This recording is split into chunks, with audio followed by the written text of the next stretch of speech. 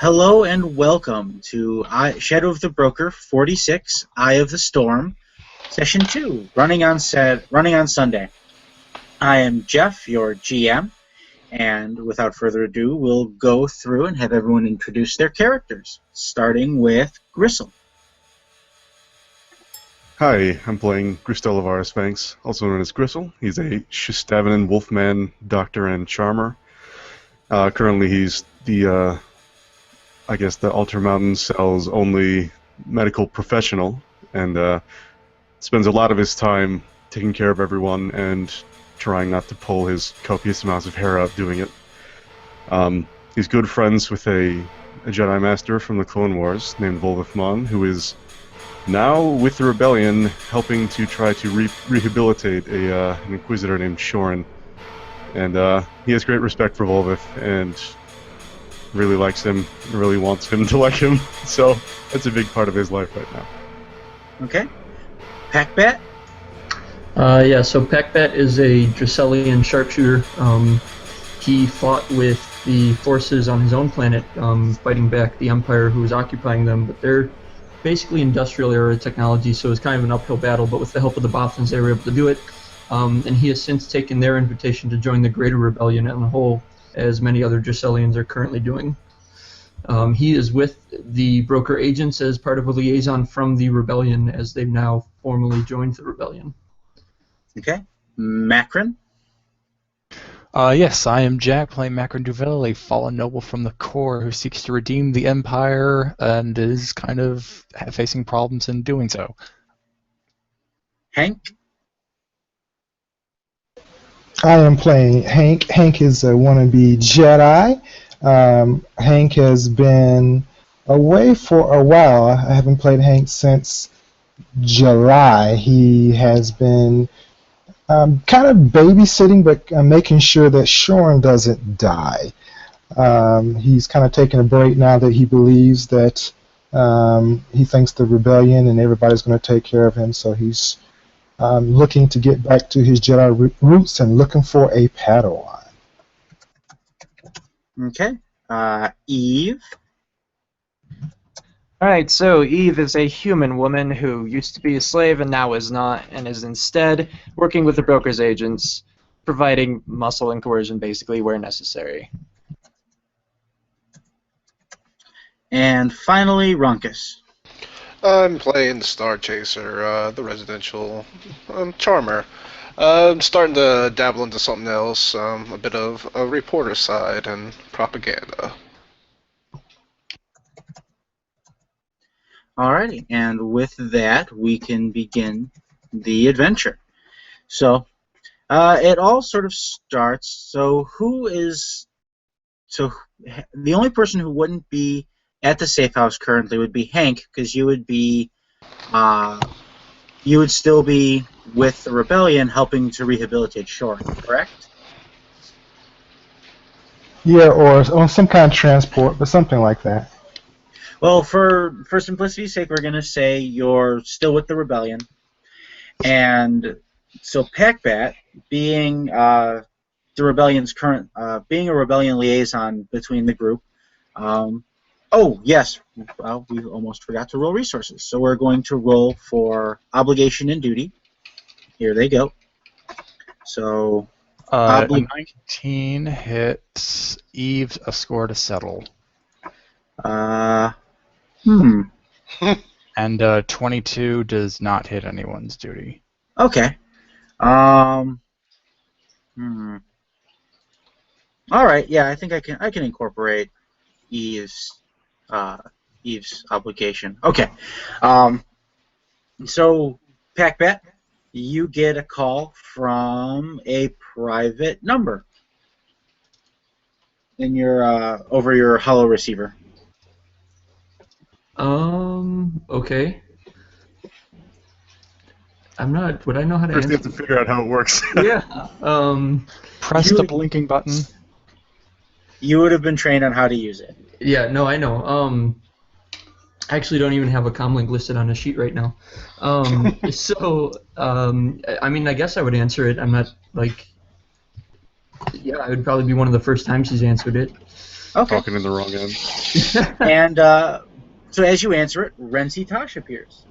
And she says, "Thank goodness, Packbat. I've been trying to get a hold of people.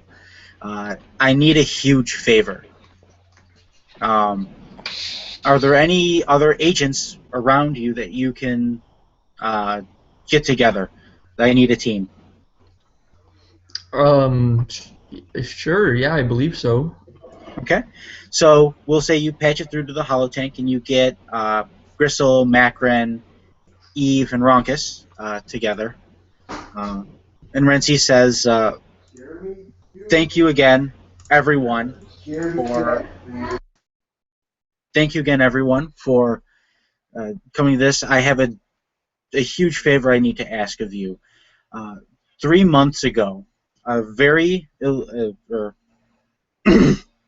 one of the Spec Force teams under my supervision went dark, investigating some weird anomaly out in the middle of pretty much nowhere.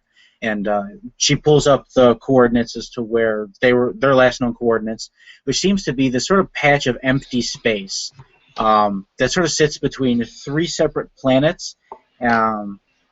She goes on to explain that over the past few months, there have been several attacks on some of our cargo ships and some smuggler ships going through that area, trying to find or working their way through a shortcut without having to pass along this hyperspace trade route, which sort of takes a long ways away around. As you can see, there's only been one ship that's actually survived these encounters. And the independent contractor who owns the ship kept babbling on about some kind of Sith storm. I don't know. Sounds like nonsense to me. Anyway, the team went to investigate and possibly try to shut down the Sith storm, but we haven't heard from them in 3 months, and the higher-ups have pretty much just written them off, which I don't see. I don't believe they should be. And so I've come to you to please go and find them. Yeah, sure. All right. She kind of... go ahead, Ben. Are you sure this isn't some kind of celestial phenomenon? Have you looked with scanners, telescopes, anything like that?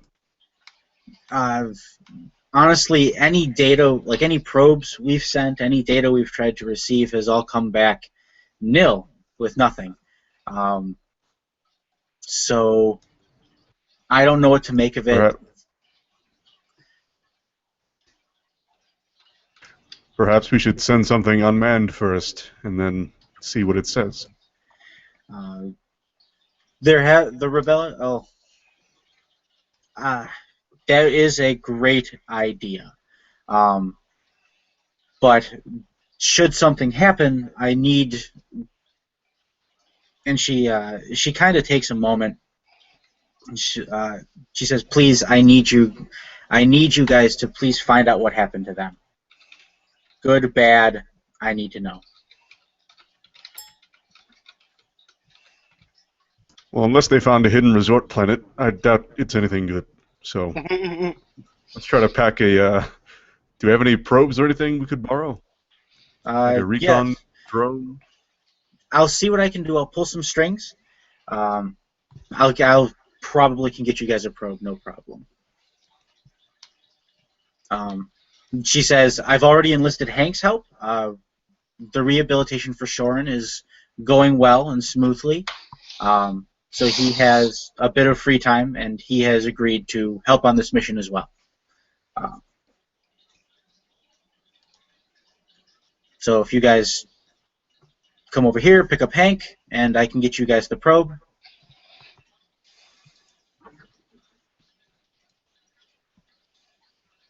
All right, so do you guys want to do any preparations first? Do you have anything to ask of Renzi?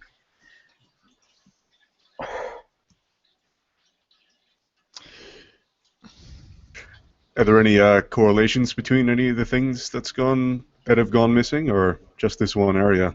And how large is the area? It's a. She pulls up the star chart again. It's somewhat of a large area, but there's really like nothing else in there. So if there is something, it's going to be relatively easy to spot because it's just like a patch of empty space. And there's really been no sort of tying factor or common thread with the attacks, other than it's been on ships that have gone through this area to cut time off their deliveries, because they use it as kind of like a shortcut. And this captain that survived, does he have any ideas? Does he know about? Was there any communication disruption?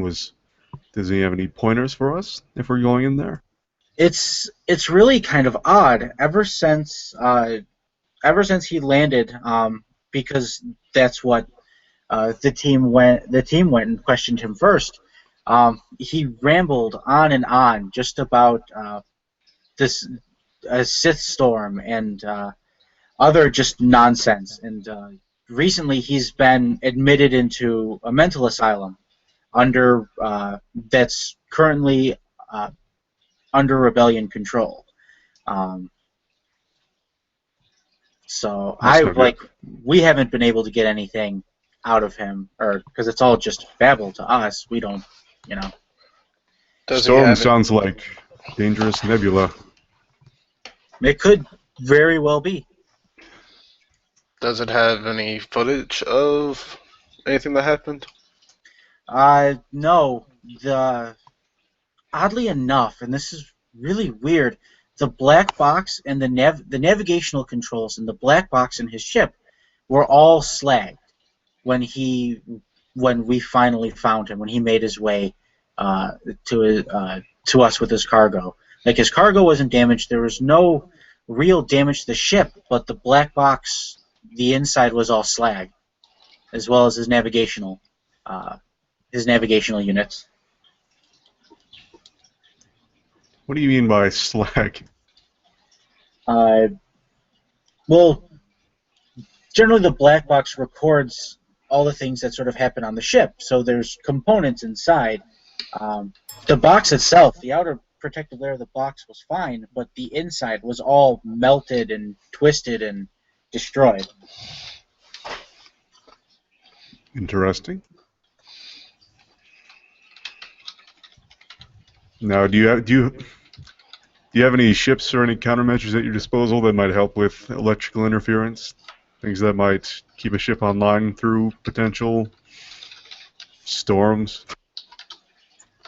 Unfortunately not, and I can't really requisition anything that big without getting questioned by the higher-ups.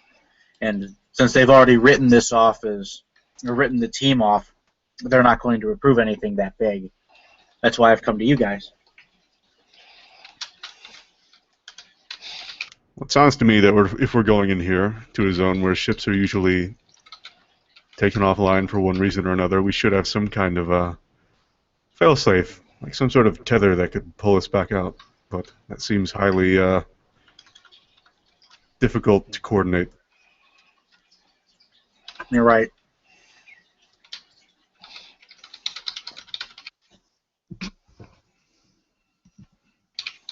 So do you have anything else to ask, Renzi? Yes, you do have a mystery to solve, gang. So have you ever approached the zone, or have people just launched straight into it? No, I've never personally been, and now, because of the appearance of the storm, cargo ships are avoiding the area like the plague. It's taking longer and longer for us to get necessary supplies.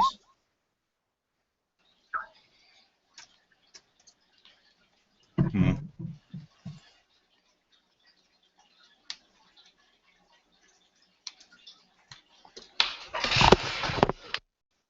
Unfortunately, doing this thing safe and doing it cheaply are not necessarily possible at the same time. I know. I wish I had more to give you guys, but we're relative. Well, I don't really have much, and it sucks that I kind of send like you guys should be going in pretty much blind, but I'll do what I can.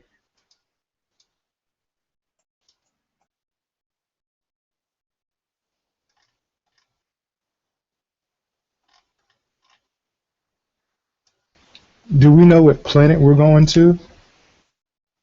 You said something about 3 planets or something like that. There are 3 planets that sort of, I don't know, 4 planets that kind of make up a little trapezoid kind of shape around this area of empty space.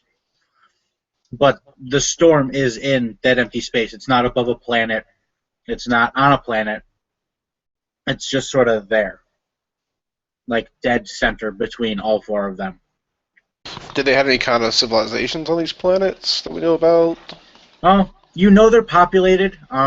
You know they're pretty much traditional, like between the middle and outer rim kind of habitations and things like that. Other than that, there's nothing really outstanding about the planets. How long has this been going on for? Renzi, just give me a second. So she checked some records on a data pad, and she said the storm's been active. Well, we've been receiving reports about the storm for about 7 months now.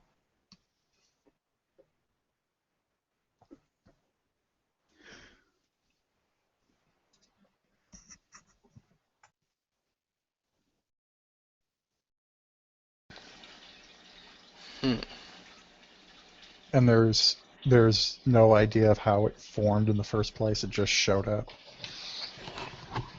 You've got it exactly right, Macron. It just kind of showed up one day. That's a lot of energy to cause a storm that big. Coming from whatever is in the middle of that. For 7 months going on. It's a long time. Yes, too long. So I was relieved when the team decided to undertake the mission. But usually we hear back from them either in about well, I guess the equivalent of time would be about 2 weeks, or they just come back successful.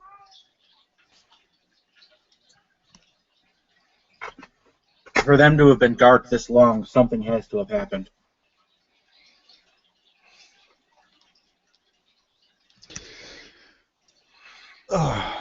Well, sounds like we may be going in blind, but a rescue mission is still a rescue mission. Mm-hmm. I think we might just want to grab that probe and tempt fate. Well, among other things, we'll need some spacesuits, probably, not sure what else. I haven't been in space Spacesuits. too often. Do we have a certified pilot, or are we going to let Pippa fly us in? Rock just looks good. He can't fly. Pippa can definitely help us astrogate there with little difficulty. Oh, well, that tempted fate there right too, didn't it? Well, Renzi gives you the astrogation coordinates to safely exit hyperspace in that area, but far enough away to where you, so on the star chart, she has kind of she pulls up like little circles, concentric circles around where the storm is thought to be, and there is a safe zone that you can exit hyperspace from. And regardless, we should proceed slowly from there. I don't think any high-flying maneuvers would be super necessary unless there's a massive debris field there that we'll have to navigate through, but in that case, well, I don't know. Anyway, well, we'll probably be moving slowly if we're just sweeping for survivors. Okay. Well, a valid point. We're definitely going to go slow, but I think we should prepare for that contingency of where we may need some flying skill, which I don't think any of us have. Hank has a little. He's had some experience. He's not an expert, but he's had some experience. How open are we to maybe just Well, I guess it'd be more up to Renzi to offer than for us to ask, but would there perhaps be a pilot we could pick up along with the probe? Just like put a black bag over his head as we take him into the cockpit. Renzi shakes her head. Unfortunately, our resources are stretched so thin that I don't have any men in Spec Force able to spare. Otherwise, I would have sent them to try to figure out what happened.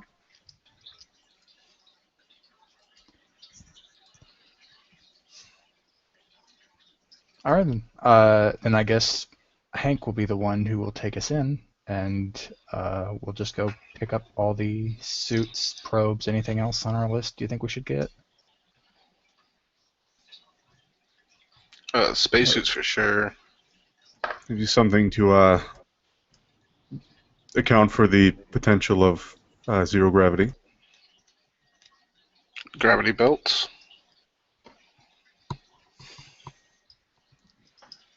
Something magnetic. Well, maybe we could mix the spacesuits. Yeah, what Eve said. We could try and just switch out the spacesuits for EVA suits, which would help us compensate for the lack of gravity. That could work. Though they are a Renzi bit- nods her head and says, I should be able to secure those, but you'll need to return them. Yeah, of course.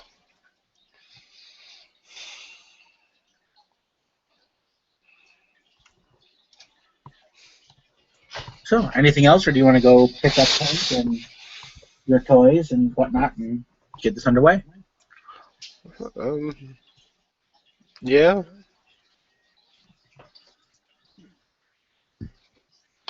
Is there a way we can talk to the captain at all? That was crazy. Renzi, when you mention that, she kind of looks over her shoulders, and you see her walk a bit into a somewhat more secluded area, and she goes, I think I could get one or two of you in for a few minutes. Though the head researcher and the head doctor at the asylum is usually reclusive, but he's been much more active now because of this patient, and he's been spending sporadic amounts of time with him. So I think I've got a little bit of a pattern, but it's going to be close, and I can't get many of you in, like one, maybe two, to talk to him.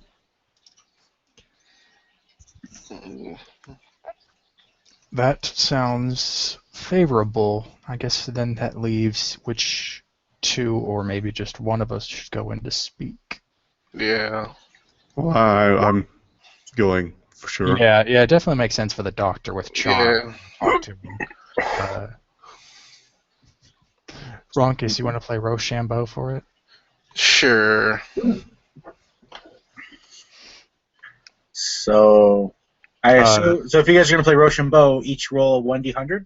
Yeah, that's what I was thinking. Yeah. I don't know if high is low or bad's low. Or... High's good. I think high's good. So. High's good. So, Ronkus, you win the Rochambeau. Yay. Wow. That is the exact opposite light pool we had for the first session. Yeah, that's awesome. All right. So, Renzi goes, all right, so Gristle and Ronkus, awesome. I'm pretty certain I can get you guys in. But it's going to have to be quick. You've got to get here soon. So, with that all set, you guys hop on the Sunflare and take her away.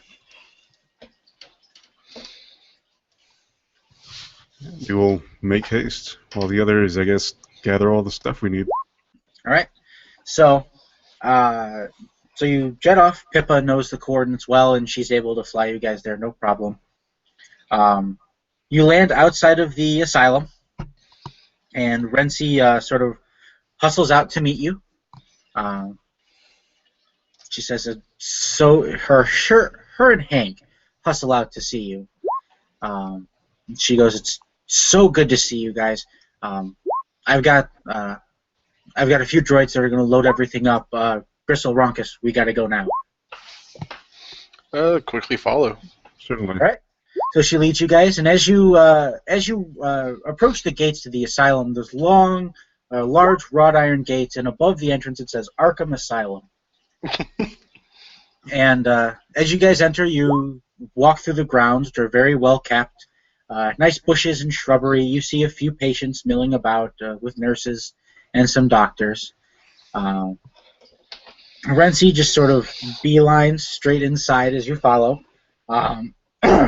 One of the nurses greets her and says, "Hi, Renzi. Back again to see your old friend?" And she just sort of nods and smiles, but continues moving on. And she takes you to the room, to one of the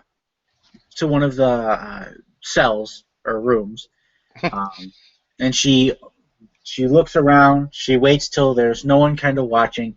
She opens the door and she kind of hurries you guys inside. When you enter, you see a human male, short, portly, balding, in a straitjacket. He was kind of just sitting in the middle of the floor, but when you enter, he looks at you, and he shrinks back into the farthest corner of the room. And if you guys could each give me an average perception check.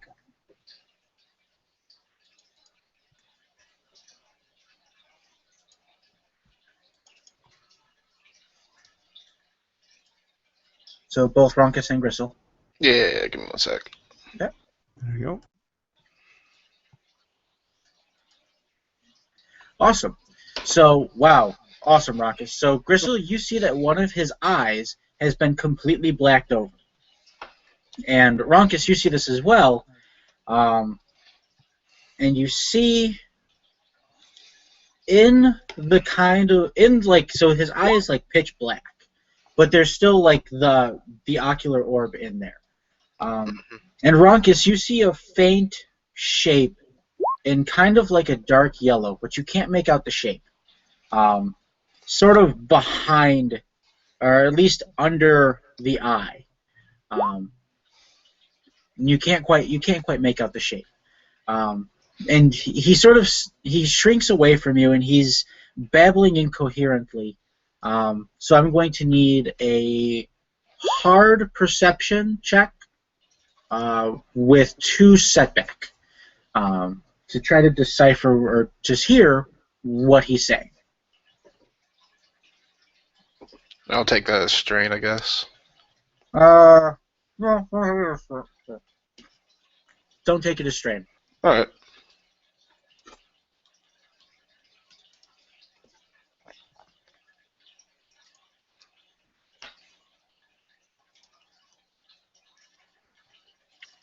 So, Ronkus, you kind of strain to hear, and what you hear is, from him, shadows. Shadows in my mind. Shadows everywhere. Eyes that devour all light. And with those 2 threat, we're going to get to use a new mechanic. So I'm going to copy your tokens over.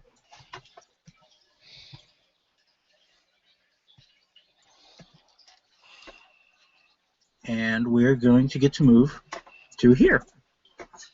So the 3rd bar on each of your character tokens is going to be used to measure your sanity. And so the base is going to be your intellect or cunning, whichever is greater. And then the ranks in the skill are going to be your willpower rating. So, for example, a character with 4 intellect and 2 will roll 2 proficiency and 2 ability for their sanity checks. And your threshold for it is going to be your intellect or cunning, whichever is greater, plus your willpower rating. So for that same example, that character who rolls 2 proficiency and 2 ability for their sanity checks has a sanity meter of 6. And if you guys could change that on your tokens. So it'll be the 3rd bar. It'll be the same. Put it in the same way as your as the health and as the hit points and strain.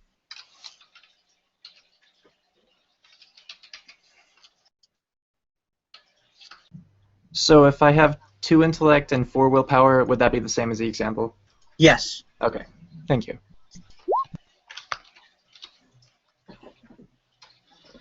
I guess it's something like that.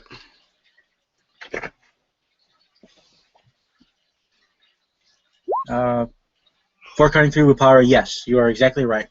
And your threshold will be 7.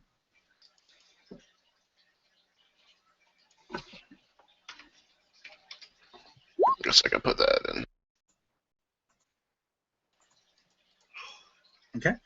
And so for those 2 threat, Ronkus, you're going to have to make a sanity check. It's going to be average, so just 2 purple, but I'm going to... no, I'm not going to upgrade it. Oh, wow.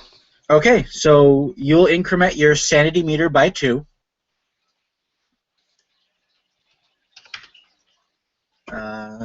Not strain. Not strain, sanity, the red bar.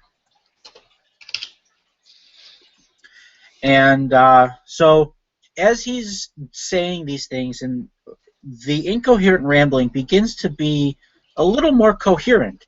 But as it does, you start to feel a little shaken. Like you get chills running up and down your spine.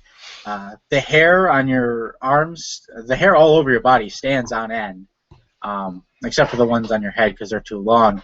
But you get a deep sense of dread with what he's saying. I'm going to say the advantage lets you stay in the room. Otherwise, you were going to leave because of the disturbing nature of what he's saying. Okay. Crystal, it just sounds like incoherent babble to you. Yeah, Rockets just immediately leaves the room. Doesn't say a word to Gristle.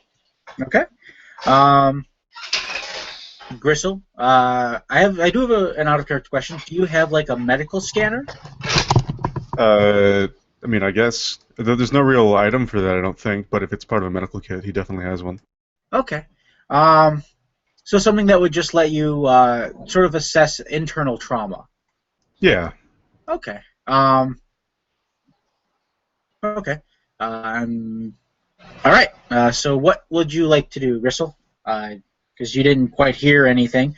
But whatever Ronkus heard sent him out of the room with a very sort of grim look on his face. Gristle will first look at that, probably ask Ronkus what he's doing, and I assume he just ignores him and walks out. So he would then go over to the guy, probably try not to listen, and then just start doing a general diagnosis, looking at what's wrong with him, checking his eyes in particular since those seem to have something obviously wrong, and then looking through, seeing if there's anything else that's very obviously out of sorts. Kind of a quick checkup. Yeah. So it's going to be. So I'm going to have you make a daunting medicine check. A daunting medicine check. All right. I'll master doctor that. Is Renzi in the room? No, Renzi is not. She's standing outside the room. Okay. All right, I'll flip. We'll just see. Yes. Excellent. So as you look over his eyes, you notice the same kind of. You notice a faint yellow symbol or pictograph, like just sort of on the blackened eye. You're not able. Well, you are able to make out the shape. I just don't have an image for it handy. It looks like there's a small yellow dot in the center with 3 question marks kind of pronged out from it. And as you continue with the checkup, you find there's no sort of blemishes or any scar tissue on his skin, but when you use the internal trauma scanner, you see it comes up that there are lacerations on his skeletal structure. And if you'd like to make if you could make another perception, it'll be a hard one, to sort of discern what kind of lacerations they are. Hard perception. Can I use advantages from my medicine check for anything? The Like advantages are letting you make the perception check. Okay. Let's try it then. All right. All right. So you notice that as you sort of tune the scanner to focus in on some of these lacerations, that they form pictographs that you've never seen before. And the ones that really get to you are the ones on his ribs. So on each rib there are a small oval shaped like an eye. One eye on each rib, 3 on the right and 4 on the left. And I'm assuming the internal trauma has a way to sort of store data for that.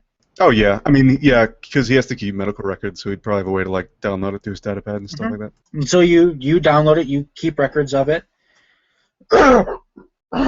Excuse me. And yeah, so that's what you see. Other than that, he's perfectly healthy. There's no internal bruising. There's no internal scar tissue other than there's nothing out of ordinary other than the carvings in his bones and his eye. Yep. And after that, you hear 2 sort of quick knocks on the door that from Renzi. So she's kind of signaling you. Real quick, so in his search, he didn't find like any sign of like incisions where someone would have opened him up?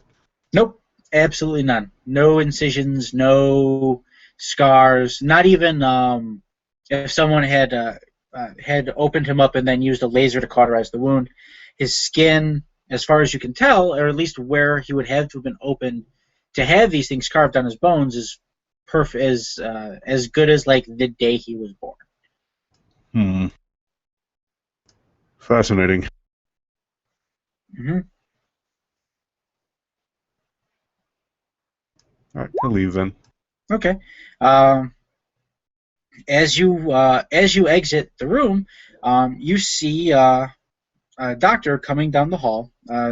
Taller human, a small trimmed beard, spectacles, sort of well-kept hair, and he's walking down the hall towards you guys, sort of with his face in a chart.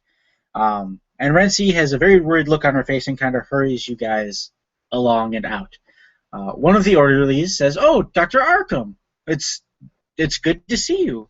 Come to check up on the patient." And he gives them a nod and enters the room that you just left. And as he does, you hear screaming coming from that room, very loud. That same sort of babbling kind of scream, but it's now you can tell it's directed at the doctor.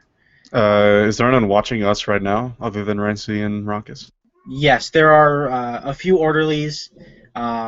There's a nurse that's in the hallway, and there are several orderlies coming down the hall with what you can imagine as a doctor would be sedatives, things like that, to help calm the patient down. All right, fuck it, Crystal doesn't care. He's gonna turn back. Okay. He's just gonna watch and see what's happening, why this guy might be reacting to the doctor this way. If there's any sign of like, malpractice, he's gonna lay the smack down. Ronkus is still going to be staying with Renzi outside. He's not going back in, especially after hearing the louder chanting or whatever. I'm pretty sure I understand what he's saying still. Yeah, you kind of do. Most of it's incoherent, though, because it's mixed with the screams. You see the nurse kind of, just sort of shake her head as the orderlies go in, enter the room, and the screaming begins to die down. As you can tell, the man is being sedated and calmed down. And Dr. Arkham, they all stay in the room. Do you want to continue to just stand and watch? Because you're not able to see in the room because you're sort of looking down the hallway, so you just saw the orderlies enter. And the screaming has died down. to where there's nothing out of the ordinary. If you want to try to hear anything, it's going to be a daunting perception check again. Okay. This time it'll be with 2 setback because of the thickness of the walls and the door. All right. No. Yeah. So you can't hear anything. The nurse looks up at you. She waves and says, "It's okay. Everything's fine. Dr. Arkham will take care of it." Why is he reacting that way? She kind of shrugs. She doesn't know. She's just a nurse. He doesn't normally react that way to Dr. Arkham. Can I try to detect deception on that? Yeah. I won't even make you roll. You can tell she's being genuine. Okay. She's not lying to you. This is a very odd case to her. Well, everything about this case is odd, but his reaction is odd to Dr. Arkham. And Renzi kind of looks back at you a little bit, kind of annoyed, more worried, and kind of like starts to shuffle you guys out, or to urge you guys to leave. Yep. So, did you want to try and stay, or are you willing to go? No, he's going to tell the nurse that if she ever sees something wrong, she'd better report it, because it is her duty. She nods and says, "Oh, yes, of course. The asylum here is known for how well its patients are treated. Anything that goes on, any malpractice that happens is immediately reported."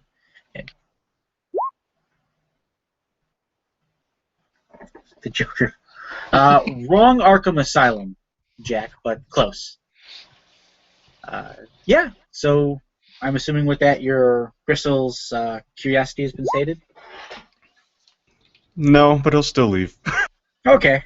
He doesn't think there's much more he can do without taking a lot of time. Okay. So you guys exit the asylum and you see Hank and Renzi says everything's been loaded. The probe has already been loaded and has been calibrated. She again thanks each of you so much for doing this as a personal favor to her, and wishes you the best of luck.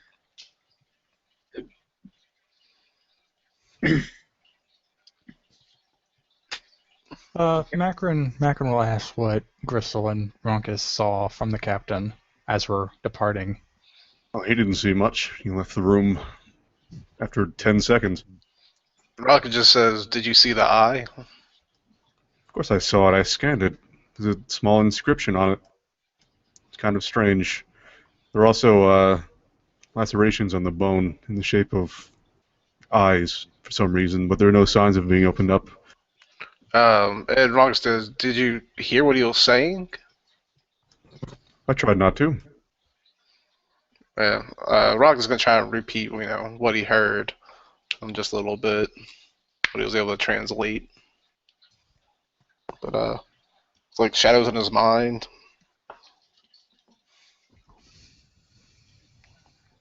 Sounds par for the course. And then shadows all over the place, and then something about blocking out the light. Eyes that are all white. Well, that's just horrifying. If there was something wrong with that eye.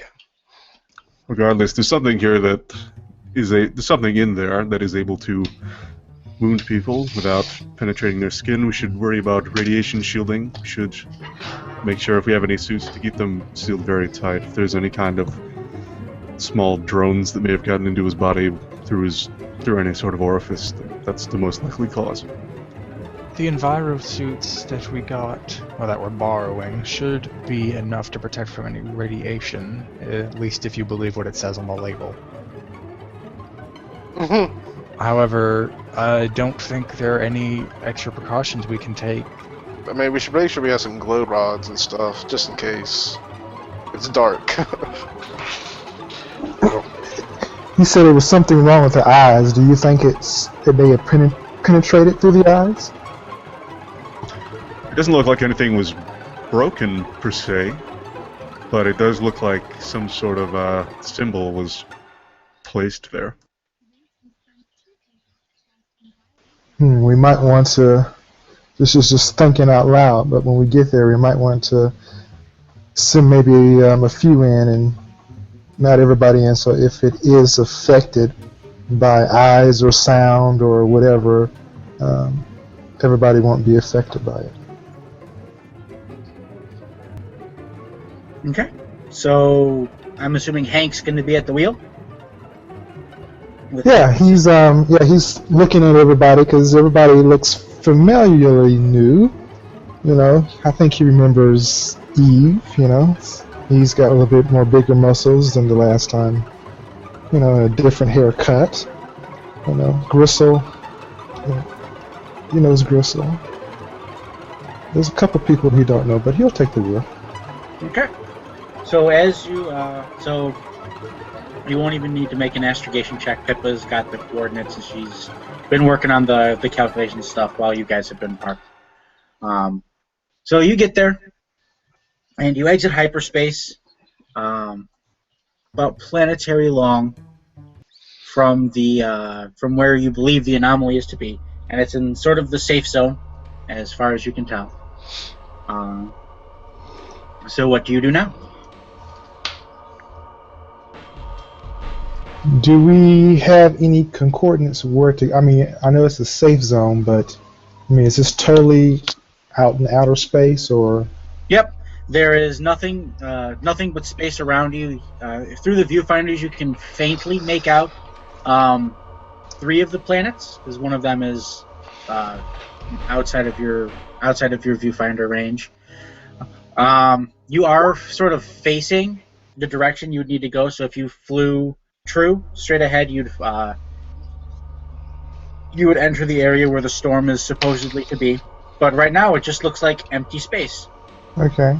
Do we know where these cargoes were headed to? Because they were headed to these planets, or these planets were just in the way? They were sort of planet hopping to cut down time. Okay. I'm gonna ask if Gristle could maybe hail somebody on the planets, see if they can give us any information on what's going on out in this part of space. Unfortunately, they're too far for your communications at the moment. All right. Well, Hank will turn to everybody and be like, "Hey, we're here, and what's the next step, guys?" I guess if we want to stay in the safe zone, do you think the probe can reach the anomaly from here? Mm-hmm. Yeah, then I say we stick around here a bit longer and then just send the probe off to see what it can find. Okay. Send it in and kind of skirt around the edges of the zone. All right. So you activate it, and then jettison it out, and it sends back the readings. You know that it gets back everything sort of normal, all green. As it drifts into planetary medium from where the storm is supposed to be located. I need Hank anyone who's in the cockpit at the moment, to roll an average perception. I'm pretty sure somebody is there with me, so I will be assisting whoever's there. Well, at this point, like, everyone could be in there. Yeah, I guess okay. we're all gathered in there. Because it takes some time for the probe to sort of drift through space towards it. Yeah, Rock is recording everything right now. Yep. So, what you all see, Hank or Leslie, can you roll your perception with a force die, please? With a force die? With a force die.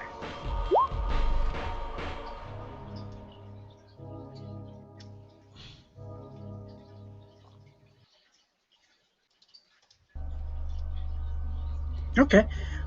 So you use... Okay, so you're going to be able to use that. So what you guys perceive is you start to see small little explosions of light in a little concentric area. Hank, when you see this, you feel a massive well of the dark side sort of pull into that spot, and after about a second, a massive bolt of lightning flies from that spot and vaporizes the probe. And now, literally after that happens, you feel something hit the ship. Like it hits it and it moves it back, and then the ship starts moving towards where the probe was. Pull away. So it's going to be a daunting piloting check, which I will upgrade.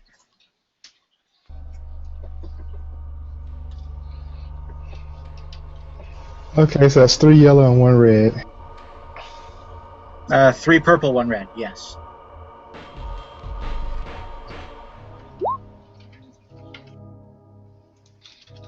Can I give him an unsealed assist? I'm Yeah, like, I guess, who's near me? Ruckus? Yeah. Hank was like, I don't know you, but can you give me some assistance real quick while I do this, try to get control of the ship? Yeah. Oh, roll your piloting with a force die as well. Alright. Okay, so you're not able to pull the ship out of whatever is pulling you in, but you're able to slow it down a bit. I forgot to roll a boost die. A boost? Oh, so roll the boost. My bad.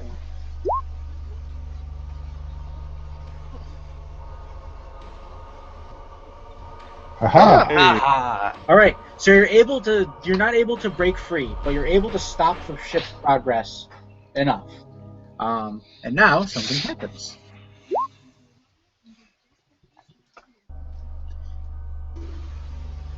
Does foresight points worth anything? You get a sense. So you get a sense that more sort of malicious energy is beginning to pool in that system, and you are in where you're being pulled towards, and you start seeing those little small flashes of light again, and boom. So the ship will take 3 system strain as another massive bolt of lightning flies from that spot, but narrowly misses the ship.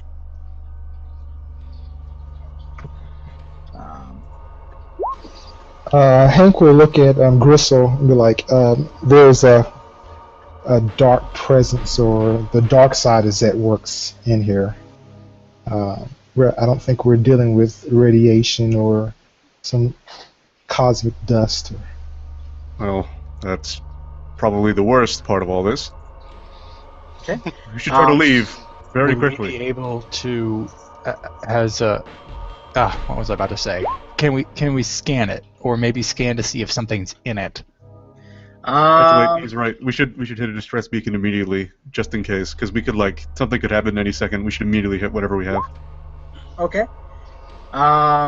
You hit the distress beacon, and nothing happens. So you do everything correctly to activate the distress beacon, and you think it's sending it out, but you don't really.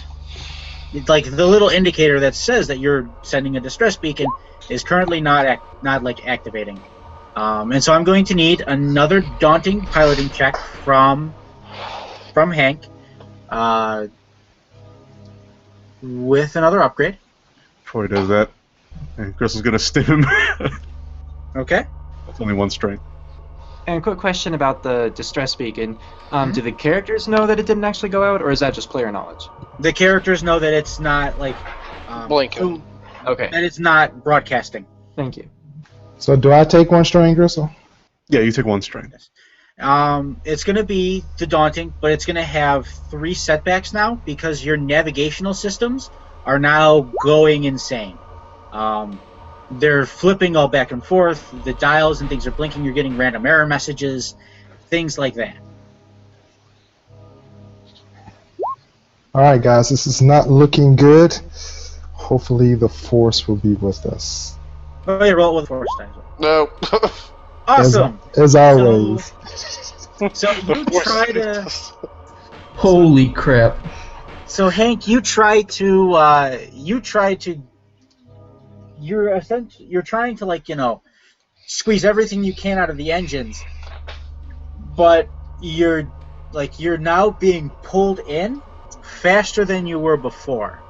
And so now your guys are at planetary medium to it, and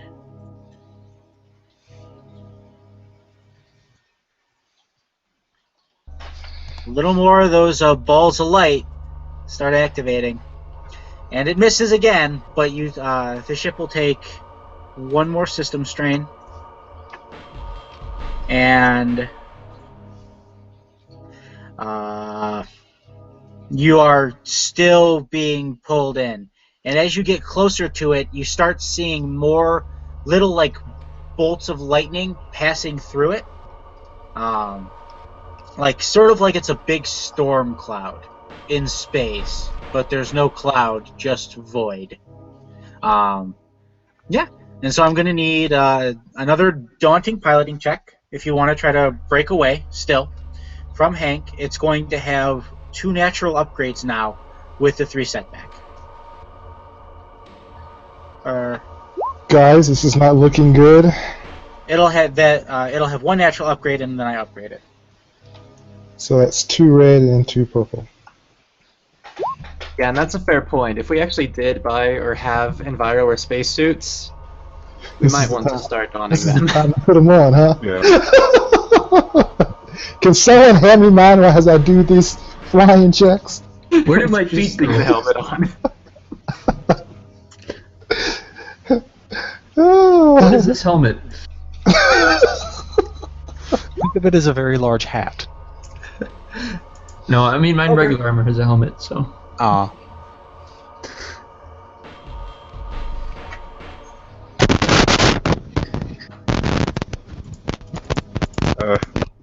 I think GM. something's happening with your mic. Currently cannot hear anything you're saying. Yeah, it just sounds like your microphone's exploding.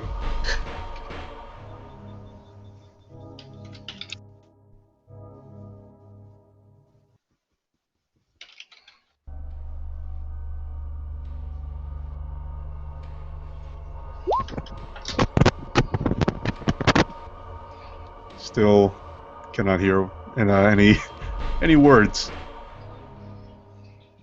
Just sounds. Maybe that's part of the story. Anyone speak binary?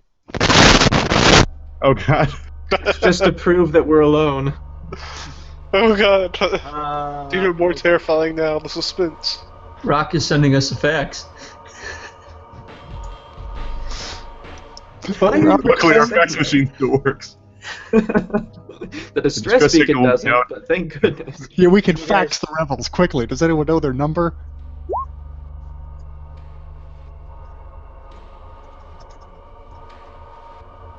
Just fax them block text the word fuck.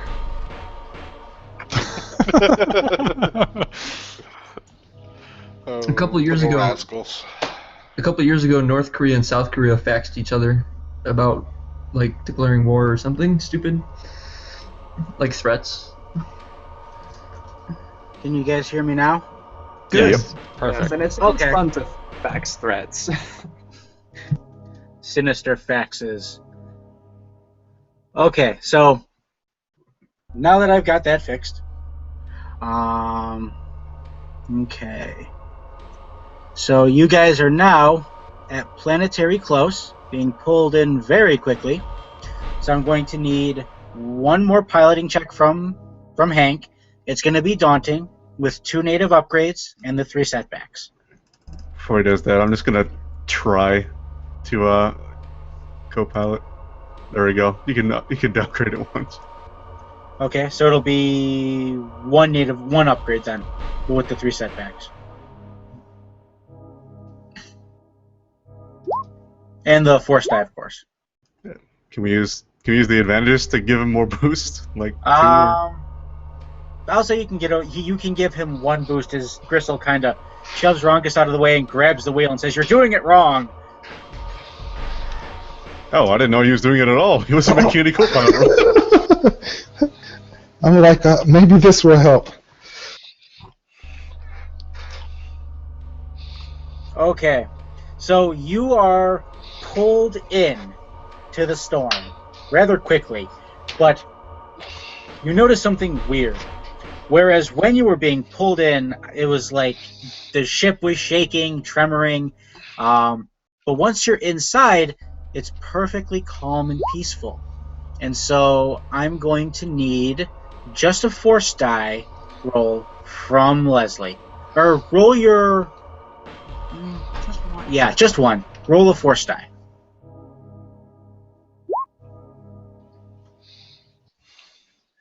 It's actually kind of peaceful right now. Don't get that. Oh, good. Double fight. All right. So there's nothing pulling on the ship. There's nothing sort of jostling you about or attacking you. And eventually you see a small little hole of light a little ways off. And so you drive, or you fly the ship right through that light. And when you do, you find you are very close to a small gray planetoid. And the ship's affected by its gravity. And if you look down, whoever's in the cockpit can give me an average perception with a boost. Average perception boost. 5 advantage. All right, 5 advantage. You don't see squat. Well, you see smoke. The rest of you who succeeded, you see that there are small trenches kind of dug into the planet's surface, and there is smoke rising from several of from the end of some of those. You're able to make out some small figures milling about on the planet's surface. And I'm going to need a piloting planetary check, average, from Hank to land the ship.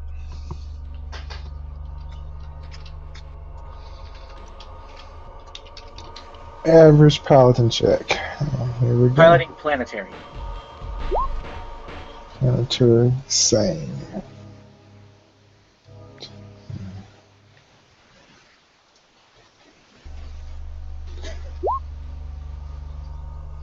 I think I see a spot right there, Russell.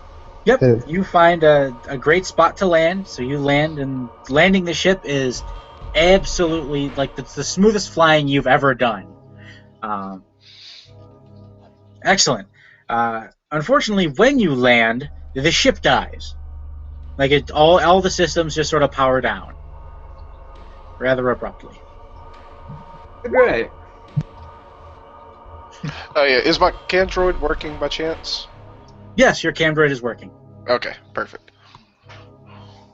Yep. So, yeah. Several figures start approaching the ship. 4 of them are closer than one other, who is, you can tell, is running towards the ship. The other 4 just appear to be walking. So, It looks like. as they get closer, you see there is a Zagarian woman at the head. Directly behind her is a large Herglick. If any of you aren't familiar with what a Herglick is, they are a bipedal type of orca, alien species in Star Wars. Large and wide, not so much tall. Behind her, and then there is a Celestin in a piloting suit with like a hat with like the helmet and a pair of bomber goggles on it, and you see a human dressed. It's hard to describe, kind of in like what you'd imagine smuggling gear would be like. Yeah. And the Zagarian woman is dressed in a very like pristine form, like tailored command uniform.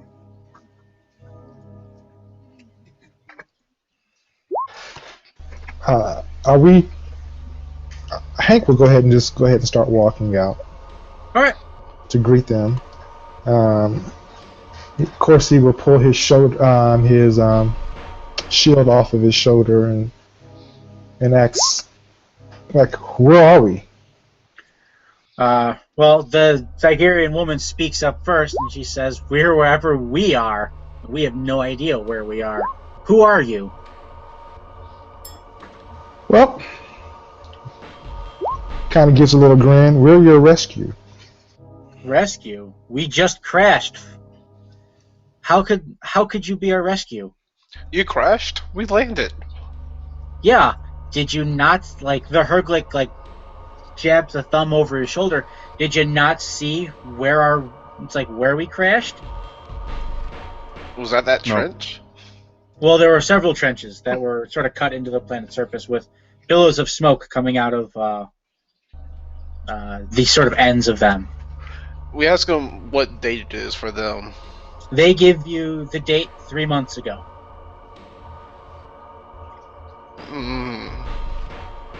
So you just crashed? Yes, she kind of sneers at you. That's just what I said. We just crashed. I show them the date on my holo record, like my data pad from my cam droid. She snatches the data pad from you or the droid or whoever, and she says, "This can't be right. We just crashed.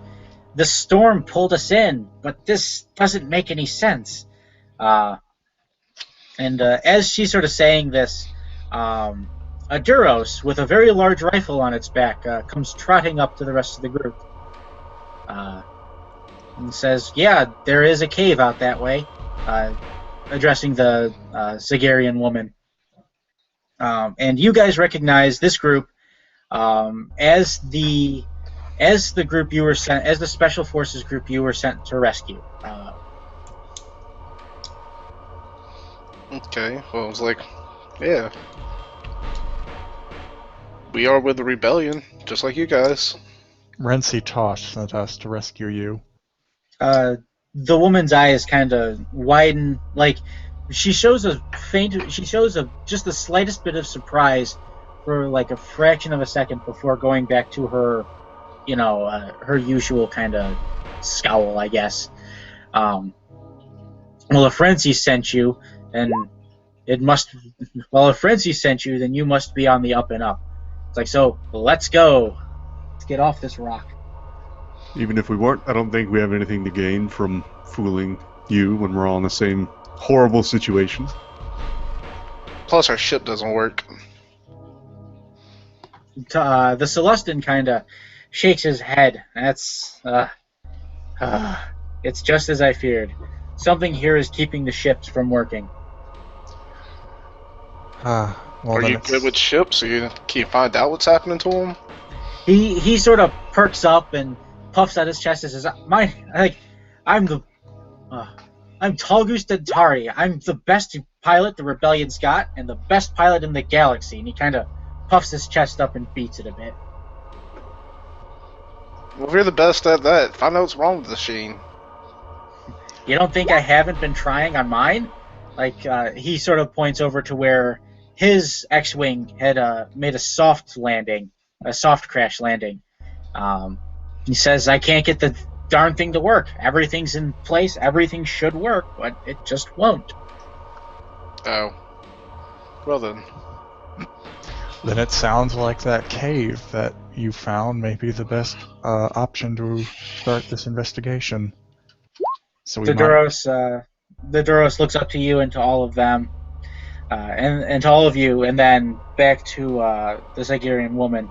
And she goes, "What else did you find at the cave?" He said, "There are these weird pictures carved into the wall."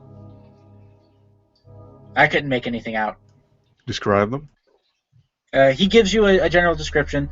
Some of the pictographs you haven't seen from what he described, but when he brings up the eye, when he gets to the description for the pictograph of the eye, it rings a bell in Gristle's memory that it's the same sort of design that you found carved on the captain's bones.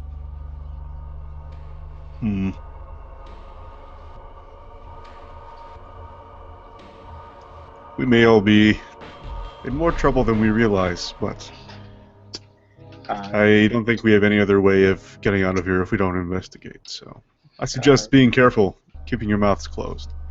The Zygarran woman looks up to you and says, "What do you mean?" Let's just say we've been sent here because many ships have disappeared in this area. Only one we know of has come out functional with living crew, and one of them is not in such good condition.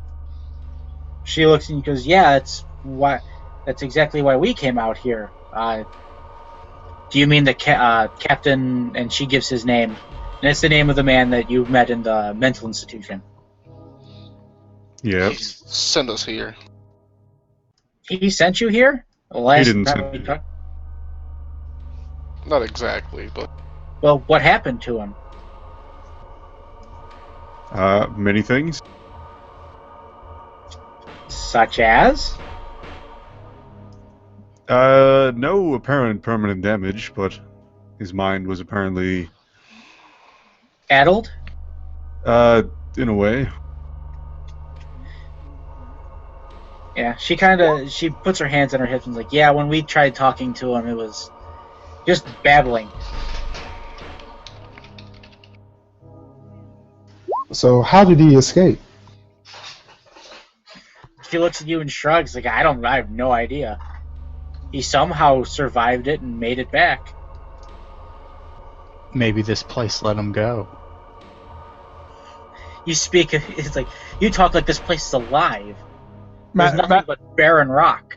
Yeah, Macron just shrugs at that thought. It just came to his mind. He spoke it. From what we've heard, Crystal looks at Hank. It very well could be alive. They all sort of cock an eyebrow and sort of look to each other. Go, well, if... And then she looks down at the Duros and says, "You're sure the cave's the only thing you found?" And he nods. And she's kind of sighs. Says, "Well, let's go find out what's in there." So as you all sort of march off to where the cave is, there's really nothing but barren rock for all around. And for the size of the planetoid that you're on, the gravity is surprisingly strong. It's not enough to like cause discomfort or anything for you guys, but it's just like a planet, like a core world or any of the other worlds that you've been on. It's like it's their gravity, so it's gravitational pull, but it's like a quarter the size, or it's significantly smaller than those other planets.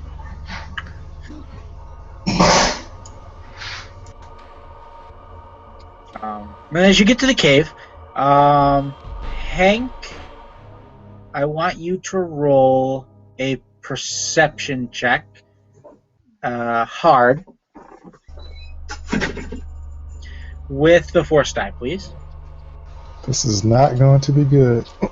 Well, everyone can roll the perception check. Just Hank with the force die. Difficulty? I thought I said average or hard. I think average. Okay, I just missed it, so. I thought you said hard. Okay, hard then. I'm good with average. I just Sorry, what are we rolling? No success, narrative triumph.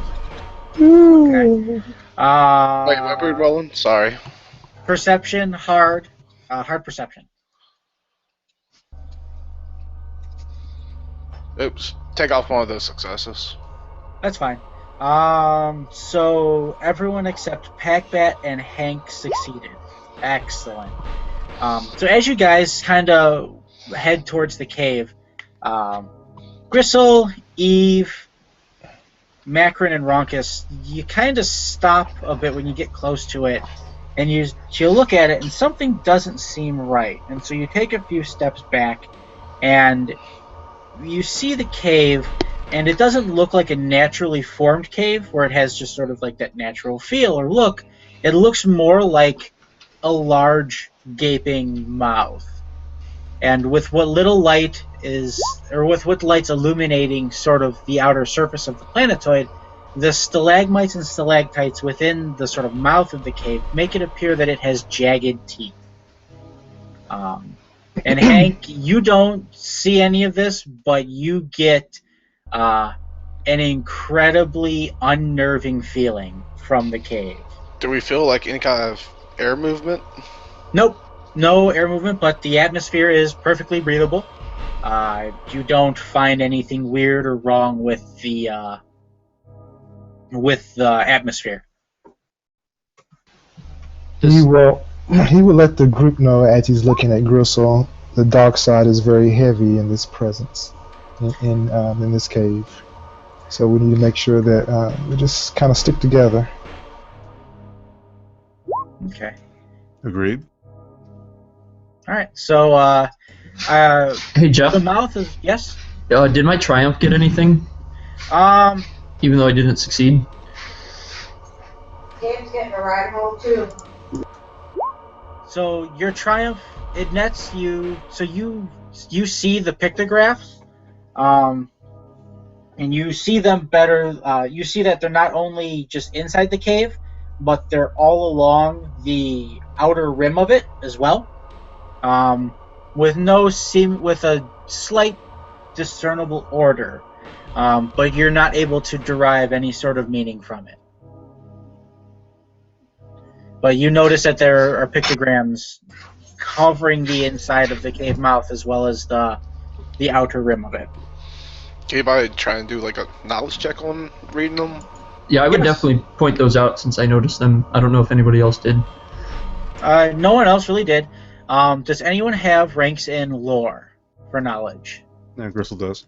Yeah, Richard does? Macron does too. Okay. So the two of you, you two can spend some time sort of examining the pictographs inside. It's going to be formidable with 2 upgrades and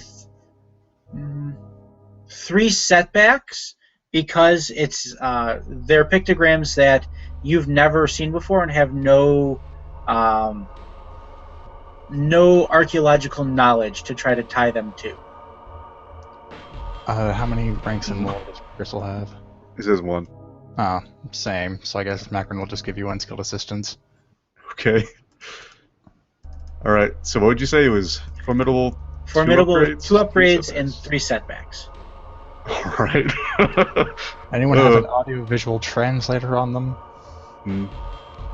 The Camdroid might. Hey, Nope. Oh, Got it. I'm sorry. I know. I don't know about the Camdroid.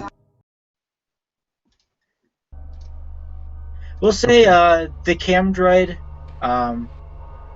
if it's overlooking it with you, it'll give you an upgrade. Because Oh. it'll help analyze, and it has a larger database to pull from. Okay. For it. let's give it a shot then. No?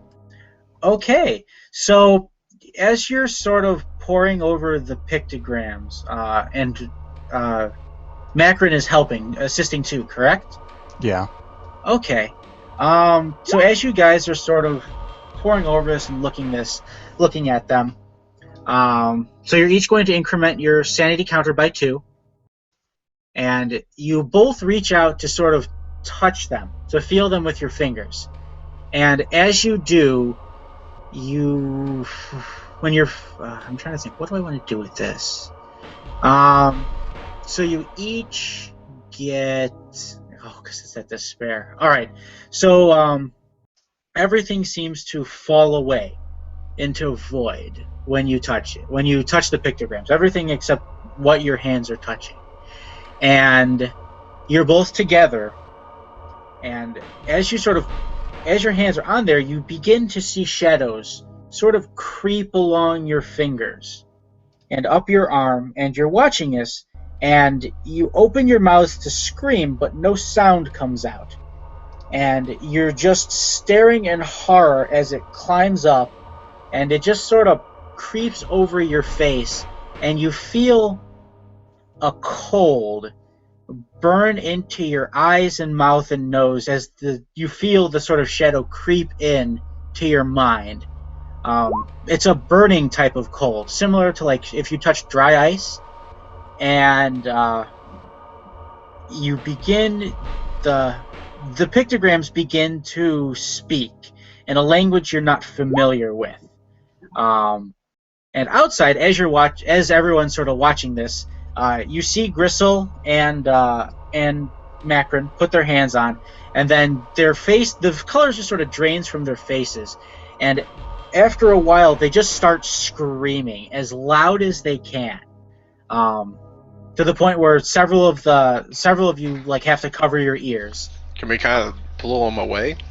Yes, you totally can. It's going to be an average athletics it'll be a hard athletics to pull them away. That sounds like a job for Eve. But alas.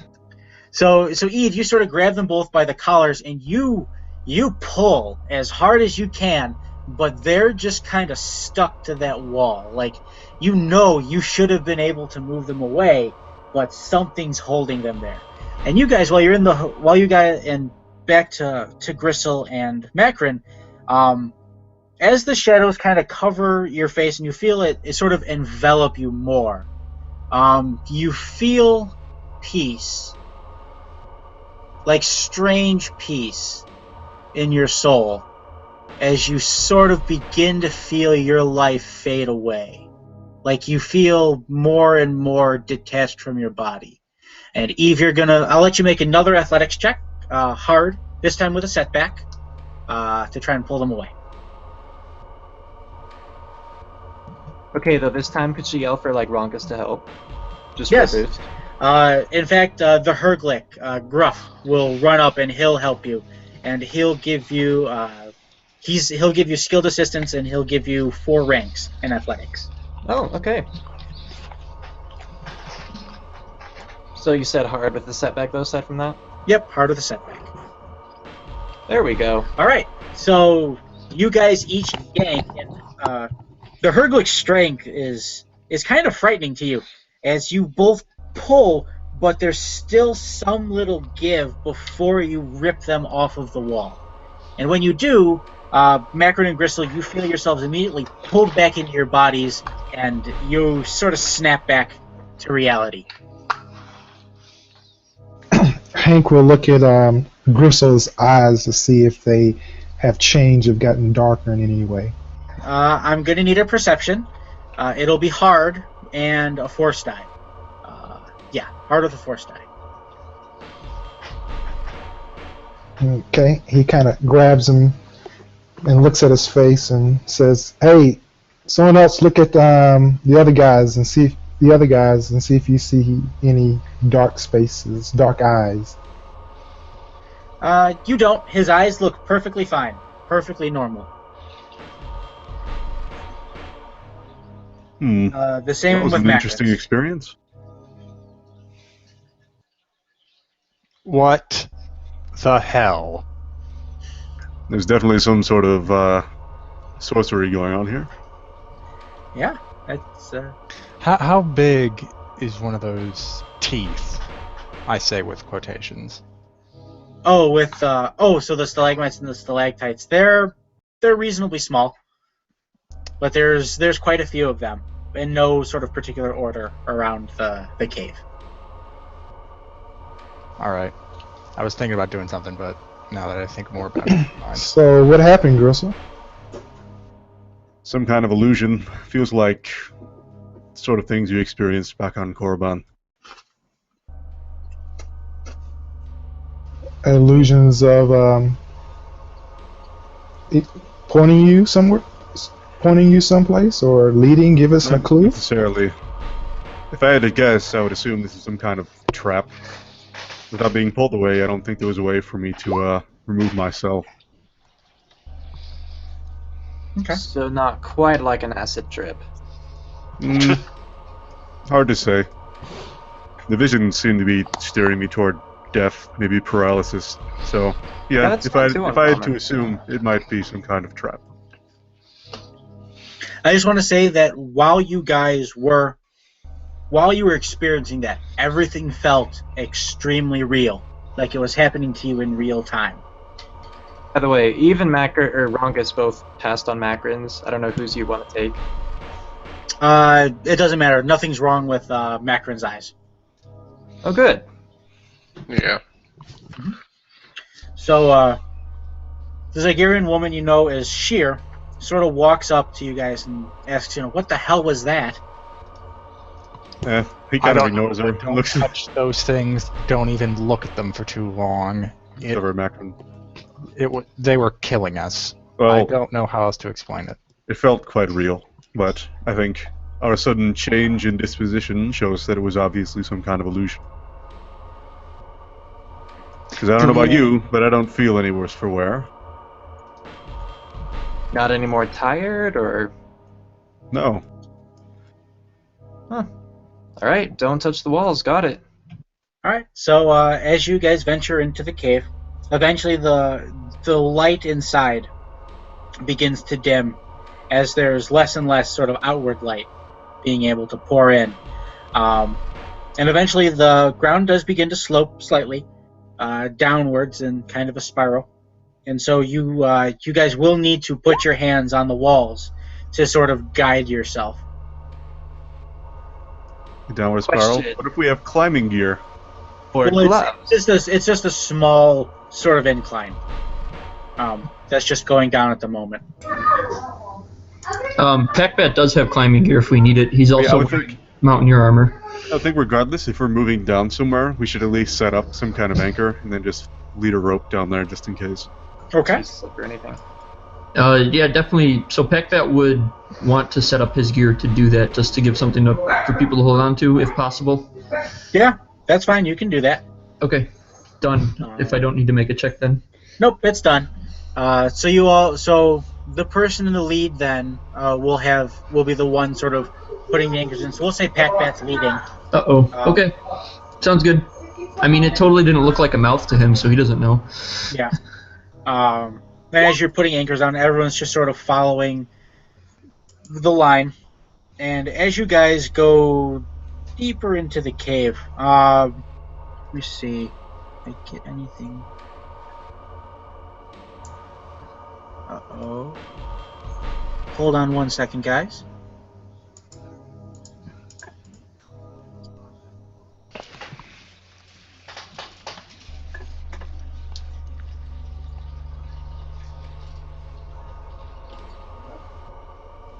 Okay. All right. So as you're going down, continuing down, let's see. By the way, yeah, would it have been okay if when Eve grabbed the breath masks, she also grabbed a glow rod or two? Yes. So when you use the glow rod, it doesn't illuminate as much as it has in the past with your other experience with glow rods. It barely is able to illuminate about 6 inches around itself. Great, so we got a faulty badge. Sure, we can go with that. Yeah. Eric, could you please whisper me the things you typed for Packbat? Oh, sure. Let me go find them. Thank you. Oh no, they're gone. Oh wait. No, I had to open the other window.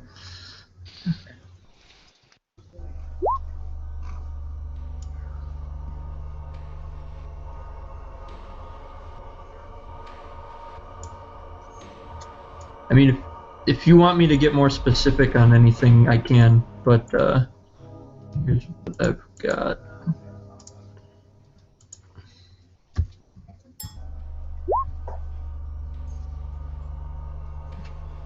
Target the glow rod. Does that work? Yes, it does. Okay. So as you're sort of leading the group down, you get kind of a burst of hot air over your face. And in it, you hear your father's voice. You hear him screaming for help and screaming out your name. And no one else in the party hears this. So I'm going to need you to, I'm going to need you to make an average sanity. Okay, so that's with- using the rules here. Yep, with 2 setbacks from the darkness. Okay, by the way, are we still supposed to be on the sanities rule tab? Yes, we are. Okay, just making sure. Alright, so he's that. And you said average with 2 setback? Yes. All right. Yeah, I don't have anything for darkness to help with. Uh-oh. All right, so increment your sanity counter by 3, Oh, jeez. and you take off running down into the darkness. Father! Yep. And as you're running, everything out, like, you feel yourself running downwards, but everything around you sort of fades away and gives way to forests, to your planet, to your home. And as you're running, you come to a clearing, and your father is standing in the middle of the clearing, and he's calling out to you. And as you get closer, you begin to notice some strange things about him.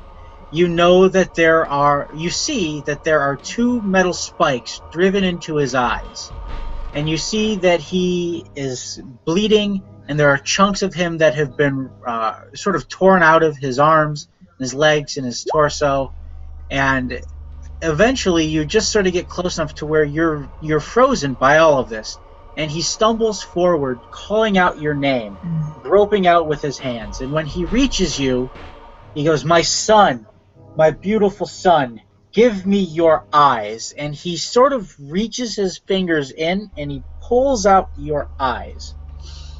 And you feel the immense pain from that, and you begin to scream, and you struggle against your father, and he takes your eyes, and you're still seeing from them, and he puts them in his face, and he says, my wonderful son, give me your flesh."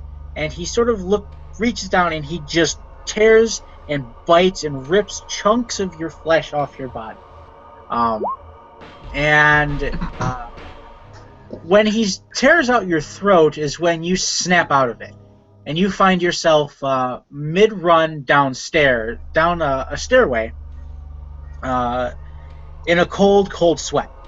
And everyone else, so you kind of hear Pac-Bat yell, "Father!" and take off down into the darkness. So what do you do?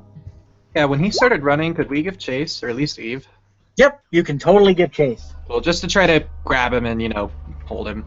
Yep, you're not able to catch him. You're able to keep up with him, but he's running faster than you've seen him run before. I don't think I've ever seen him run before, so... That's true, so you know he's a quick little guy. And everyone else can chase him, can chase after him. Eventually he rounds a corner, and you're not able to see him, so so you keep running, and I'm going to need you to make a hard coordination or athletics check with 2 setbacks from the darkness, to keep yourself from running right into him, because he's stopped abruptly on the stairs. Nope. All right, so you plow into him, but I'll say you use those advantage to where you don't just fall continually down the stairs. You're able to stop yourself after a little bit. And Pac-Bat, that's kind of when you come out of it, is when Eve runs right into you. Oh, okay. I'd probably look terrible. Oh yeah, no color. Terrified, no color, cold sweat. Yeah. Pac-Bat, what the hell? So am I the only one that saw all of that then with my Yep. father? You're the only one. I mean, I You're guess the I only wouldn't one. know that, so I would probably be rambling about that. We need to leave. I don't know. I'm freaked. He's freaked out right now. Right, Eve's gonna call Gristle down. Yeah, I mean, assume we'd all be kind of just he'd probably take over leading the My- rope down, and unless you guys were too far, we'd probably get there pretty soon. So Pac-Bat would have his hands over his face, checking his eyes and his skin, and just sort of almost frozen in place, just not sure Stop it. what's Don't- real. Don't touch yourself. Just keep your hands at your sides. Let me have a look. All right, and I'm assuming you use the glow rod, and you see he's perfectly fine. Nothing wrong with his eyes. Nothing wrong with anything. There's no color. He's absolutely terrified. Hank would like to try to do sense on him and see if he can sense maybe the dark side that's trying to affect him or around him or something like that. Okay. You don't need to roll. The second you open yourself to the Force, you feel an oppressive presence all around you, to the point where I need you to where you are literally like forced to one knee because of the weight of the darkness around you. It's oppressive, it's stifling, it's as if like you're encased in concrete when you open yourself to the Force. And I need you to make it'll be a 2 red, 2 purple sanity check with a Force die.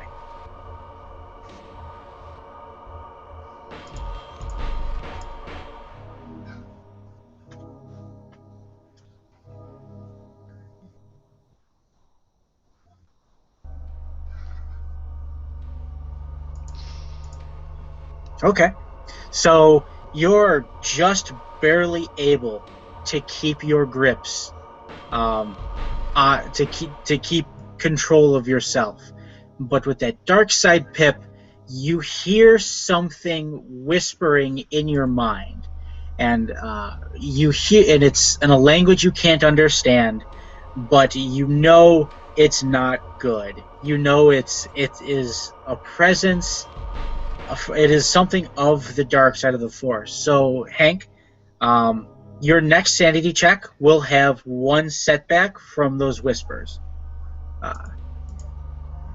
And Hank, is what you hear. You don't understand it, but it rattles you to your core. Okay. Hank will as he's like reaching out his hand to try to sense the Force, he'll let everybody know that there seems to be a presence here, maybe an alien presence, and it does not speak basic. And it seems like it has the intent to do us harm. I feel like alien presences don't mean as much in this universe.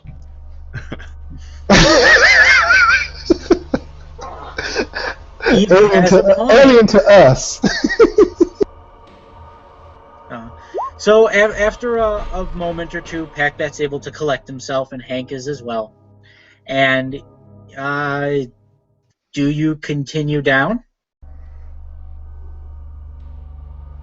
I mean, yeah, Eve will take point if no one else volunteers. Okay. So Eve takes point, and as you're sort of climbing down, Macron, you feel something sort of heavy and wet sort of drop on your hand. And even though you're in the environment suit, right? Yep. It's on your hand. And you look down at it, and it's this kind of black blob of ichor. And when you look at it, there's like a large bulb on it, and it opens, and in it, as it opens, there's an eye with 3 pupils that stares directly back at you.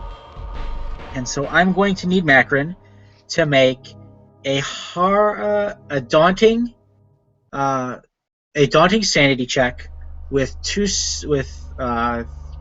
setbacks from the darkness and 1 setback from the overall absurdity and creepiness of what just happened, because it should be on your suit, but it's on your hand, and you're seeing it through your suit.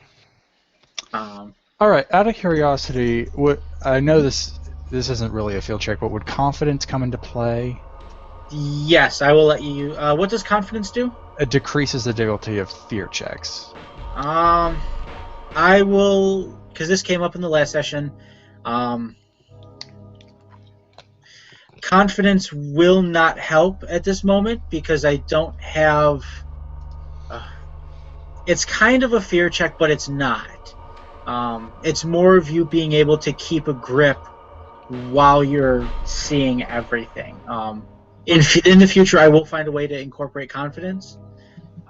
But Could for it right kind of now, be downgraded to removing the setback? I will let it remove the one setback from the creepiness of the situation. But I won't let it do the downgrade. I still have to figure out how I'm going to incorporate it finally for the other 2 missions, but for right now, I'll let it take off that setback. All right, just checking. Okay, so you look at it and you yell and you swipe it off your hand as fast as you can, and when you do, it goes flying, but your hand is fine. Like, you don't feel any kind of residue or disgustingness or anything like that, and your hand is once again in the Environment Suit Club. All right, Macron just shakes his head as he tries to gather his senses. Okay. And so by now, instead of rather just a sloping kind of downgrade, you're now all sort of walking downstairs, climbing down. Are these And actually so- like carved out stairs? Yep, actual carved out stairs. Okay. And let's see. Thomas, could you please re-whisper me what you wrote for Ronkus?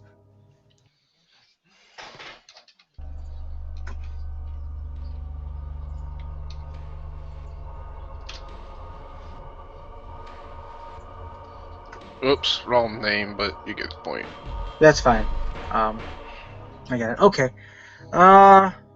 Yeah. So as you're moving down into the stairs, the stairs eventually end in a little opening that leads into something you guys can't quite see.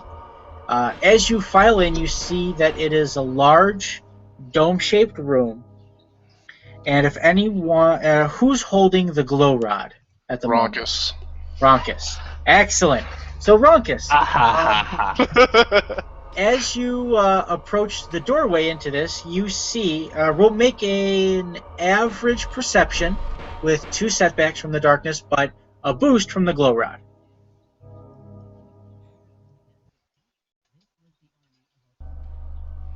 Okay. So you see that all along the frame entering this are those little eye carvings. And as you walk through the doorway, I need you to make a 3 red sanity check with 2 setbacks from the darkness. Oh god.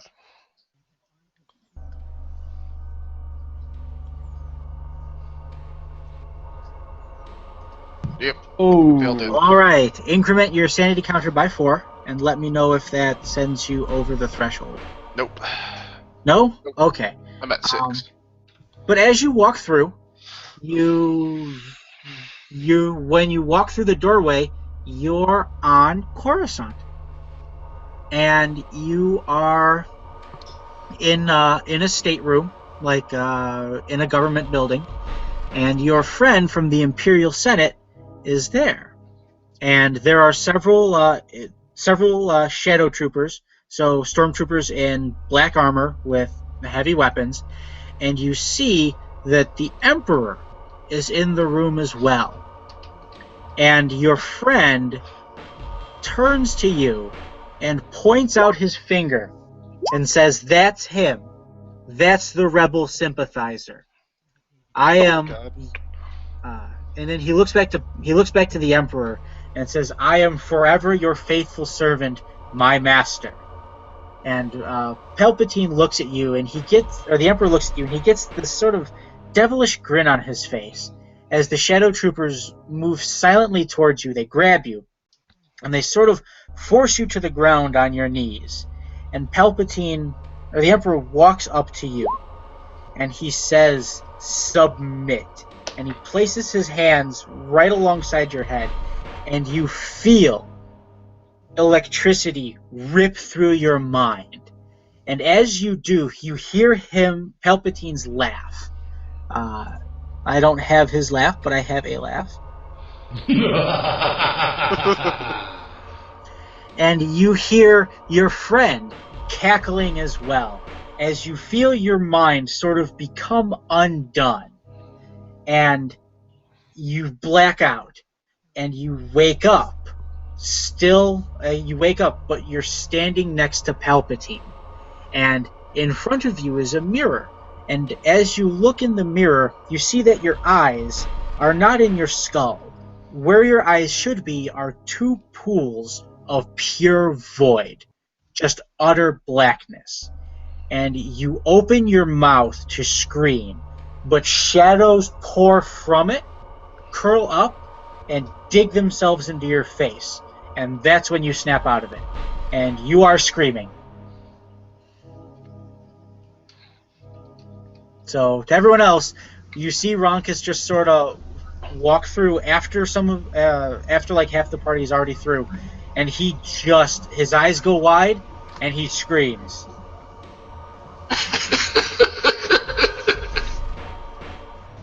Okay, so the next time someone seems like they're out of it, Hank is going to try to maybe hit them to see if he can knock them out of it.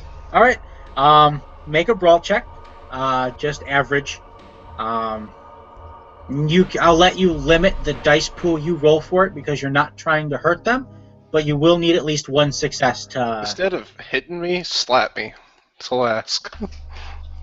All right, yeah.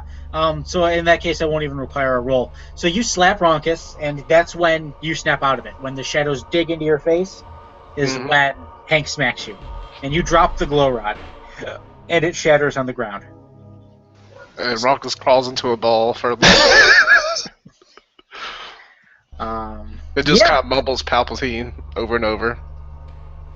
All right. So as you guys, you guys are all in this room. Yeah, like real quick, Hank thinks that we probably need to just buddy up.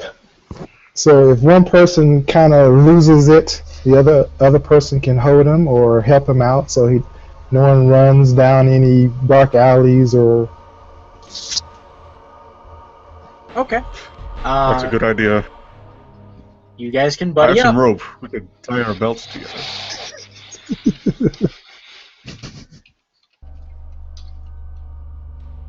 I look at Gristle since no one wants to buddy up. I'll say. I'm not stupid. Let's do it. Okay. So you guys pair off however you choose. You get the doctor. My eyes were ripped out. Oh, so the Doctor and the Jedi get to stay together. No fair. Okay. You should have said something. Alright, so as you guys begin to pair up, Eve. The could two you most do me insane a- people. Eve, could you do me a favor? Yes. Can you roll an average perception check? Any setbacks? Nope. Haha! Alright, so you hear something, and it's kind of like a whisper, and I'm going to message it to you. I'm going to whisper it to you.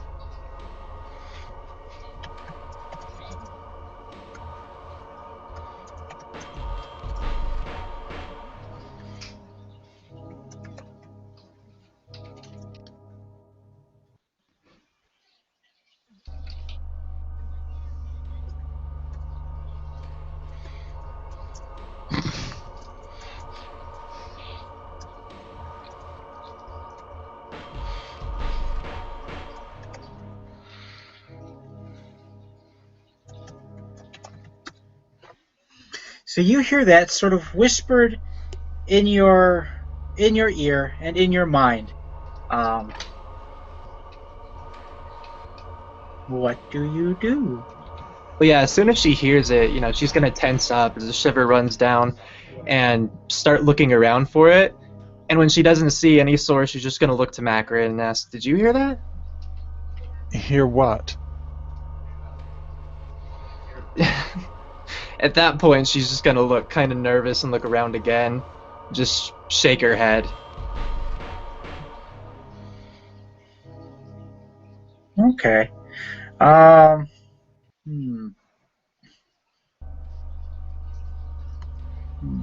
So she looks a little more on edge now. Okay. Can you give me? So as you're sort of looking around, you see a small bit of light coming from one end of the wall,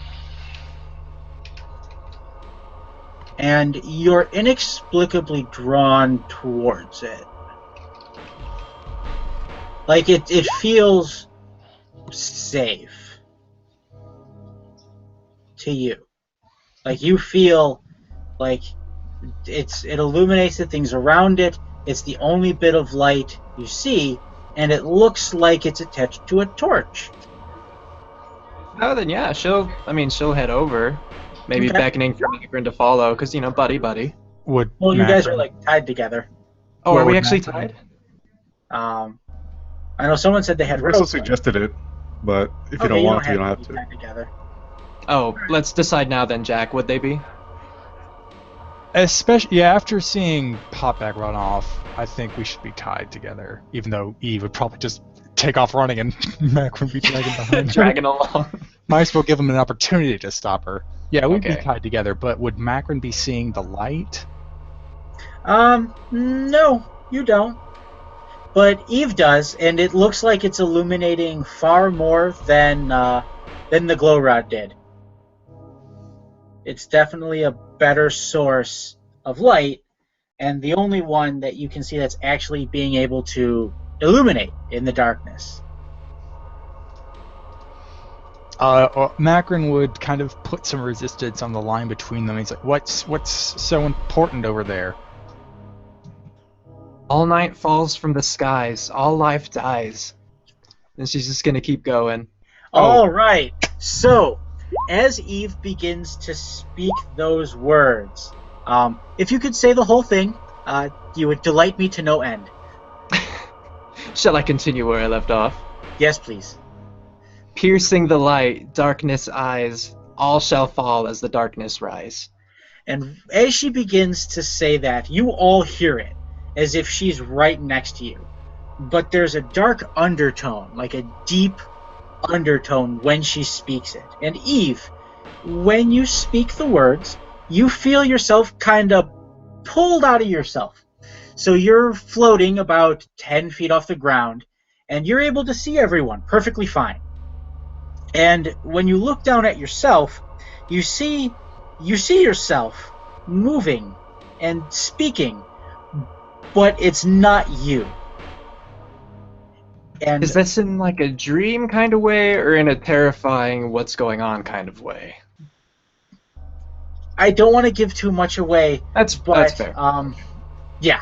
So as you look at yourself, you see little eyes begin to open all over your body and just kind of look around and scan everything.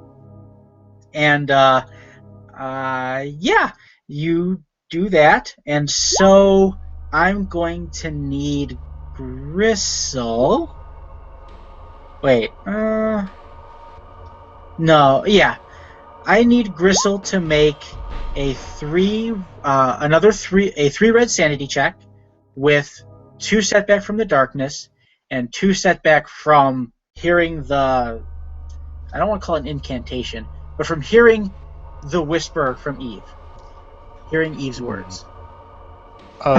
While he's doing that, I'd like to ask, right when all that happens, Macron will want to hit Eve with his shocky stick. Will he be able to do that? Oh yeah, you totally can. Go for it. It's gonna Okay. be a brawl.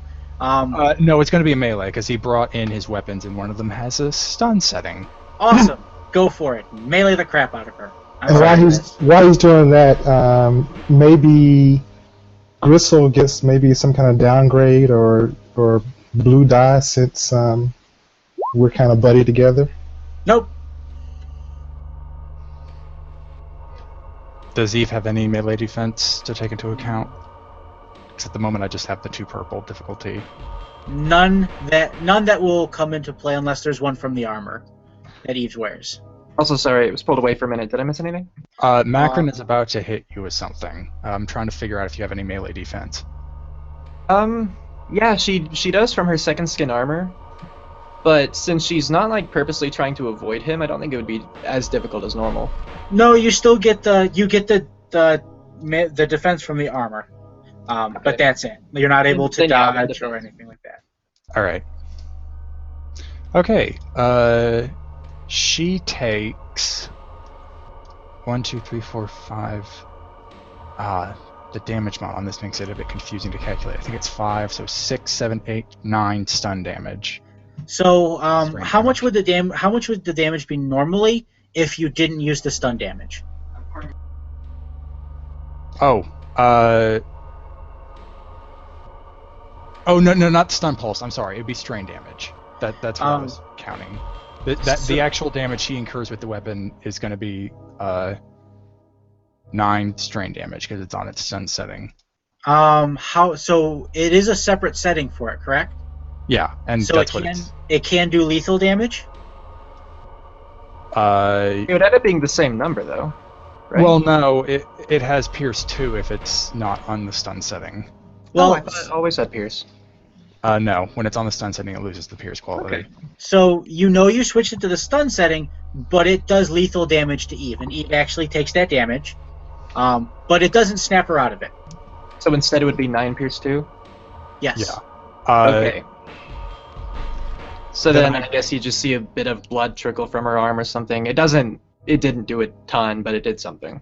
Okay, well then I'm going to also spend the 2 advantage to activate the stun pulse quality it does have to do 5 strain damage. And she'll take that as strain damage. And that ignores soak, right? I think so, yeah. Okay. Stun pulse does, yeah. Cool. Let me mark that down real quick. 2 wounds, 5 strain. Cool. Okay. Well, there you go. All right. So increment your sanity counter by 1. And as Eve speaks, as you hear Eve speak, you are. Let me check something. You're kind of pulled away to what was the planet that the rehabilitation for Shorin is on? Carol 5, I believe. All right. Carol something. So you're pulled back to the rebel base on Terrell 5, and you're there, and you see Hank and Shorin and Volfith all kind of doing their Force lightsaber training kind of thing. And how would you proceed in that situation? So, and it all feels real, like 100% real to you, as if you're actually there and you're watching them. So does he feel as if he'd just come from that cave and was there, or Nope. Okay. You so feel like you're on Terrell 5. Right, so he doesn't have any memory of anything else that happened before. You do, but you feel as though that was just a dream or a nightmare, more like it. Can I shake him to help him realize that he's not there? You can, but there's going to be no response. All right. Do they seem busy while they're doing their thing? They're just sort of doing, regular lightsaber training, but they see you and they acknowledge you, and so they're they're not giving it their all or their full concentration. Griffin would go around and do an approach. Sorry, go ahead. Go ahead. I mean, while this is going on, if I'm shaking him, it doesn't work. I'm going to try to do an influence check on him to see if I can break him out of this. Okay. So your influence check, you're not going to have your force rating for it, and it's going to be against 5 red. 5 red and 4 setback. You got this, Hank. No problem. You're right.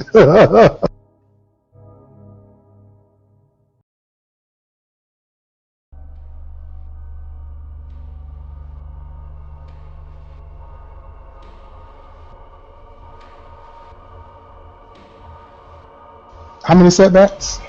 4.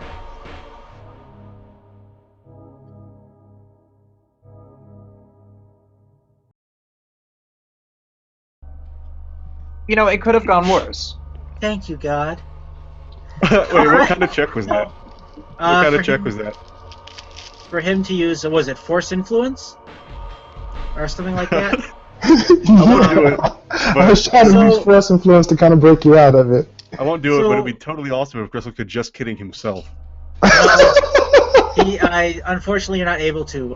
But Hank, so you place your hand on Gristle's head, and you try to use the force to break him out of it. But you feel like when you make that connection, you're ripped into his head. And so now you're on Terrell 5, sparring with Shorin and Volfith Mon. And you see Gristle approach. And you all sort of stop. But when you look at Shorin and Volfith, Hank, something seems off. Their features seem sharper, darker. Their eyes with a little more malicious intent than ever. And you don't have control of yourself, but you're riding around like you're in a ride.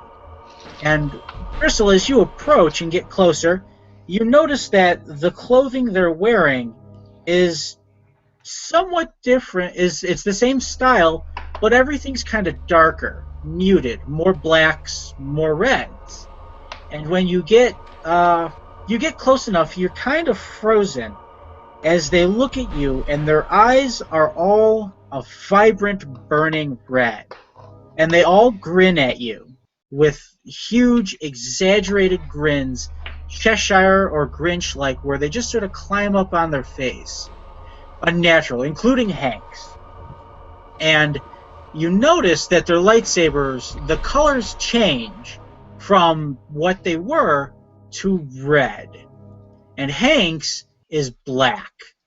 Jet, unabashed, like light cannot escape it black.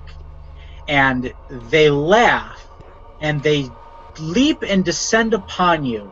And you feel the sabers cut into your skin and into your body. And you feel their fingers and their teeth rip into your flesh. And you take 5 strain and 5 wounds through soak. And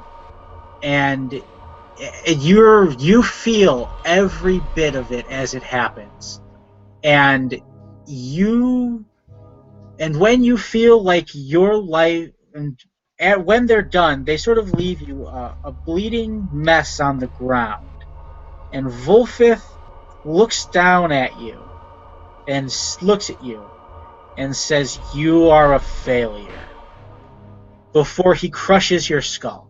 And that's when you and Hank both snap out of it. And Hank, when this all happens, it's like you're riding and you don't have control over yourself, but you enjoy every second of it, to the point where it's off-putting how much you enjoyed tearing into your friend.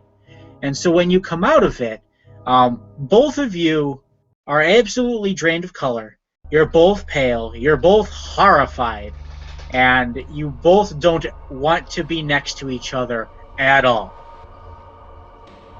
Like, you are now actively, like, tearing at the rope to get away from each other. Yeah, Gristle disconnects the rope. We need to get out of here now.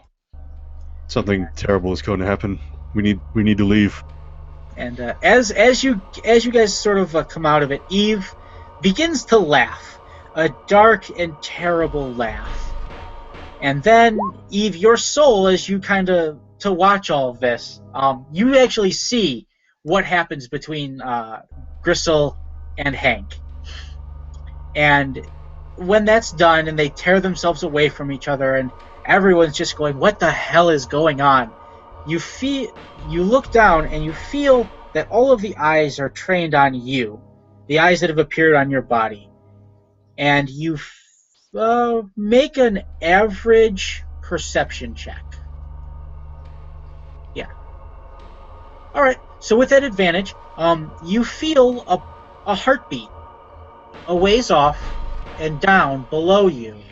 It's faint, but you feel it. And every time it beats, you feel its pressure, like pushing down on you. And as the eyes stare at you, they begin to sort of pull on you, like hooks have been sliced into, or like hooks have been hooked into parts of your body and are now being dragged towards your body.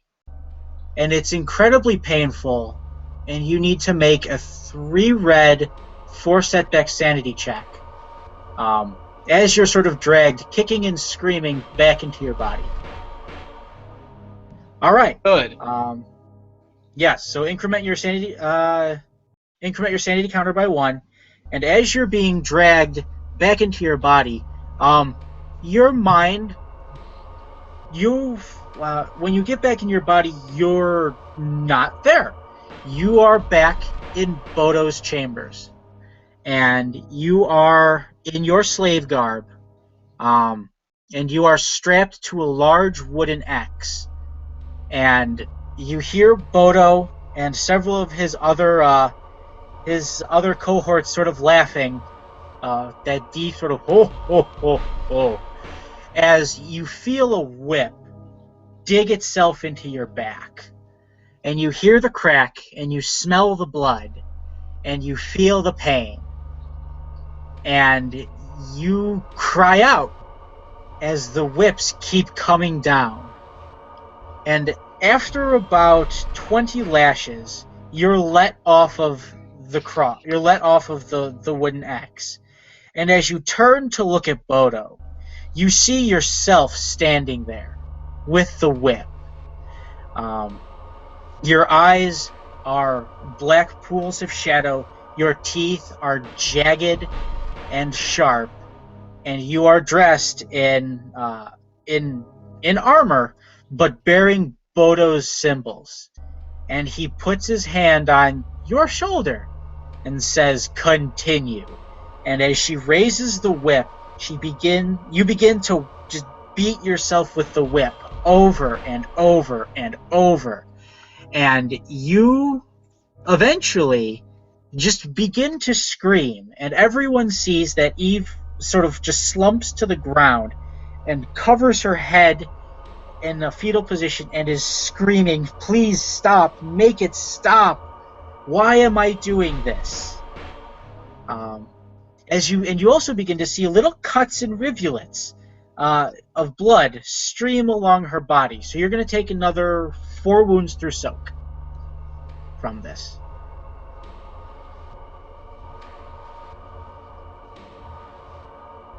Yep. All right.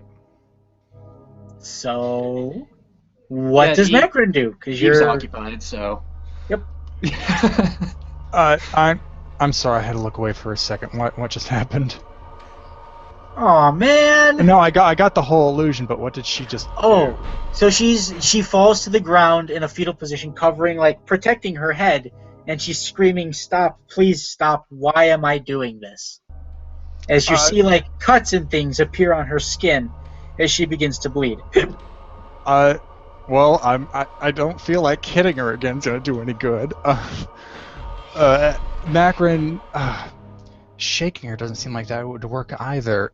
Screw it. He doesn't know. He's gonna put away his weapon, but then get close to Eve and just start shaking her from side to side. It's like, stop it. It's toying with you. Stop it. So Eve, you eventually the pain stops, and you come back to your senses, and you see Macron kind of shaking you, but trying to comfort you. You see he's got blood on his Enviro suit from where you've bled on him. But he's comforting you. He's trying to bring you back, and as your senses kind of come back to you, he's saying, "Eve, come on, snap out of it, snap out of it." Yeah. And you do. You snap out of it, and everyone sort of is now snapped out of it. And Hank, so as you two are happening, Hank, I need you to make. No, you're not even going to need to make a perception or roll force die. As you look around, you see the floor glowing, and you see the walls of the dome glowing. And it's a white light, not so bright that it strains your eyes, but you see the pattern of that eye pictograph on every stone that make up the room, all glowing. And as you watch it, they glow quite brightly, and then they begin to dim until they no longer produce light. And you're not sure how long they've been illuminated.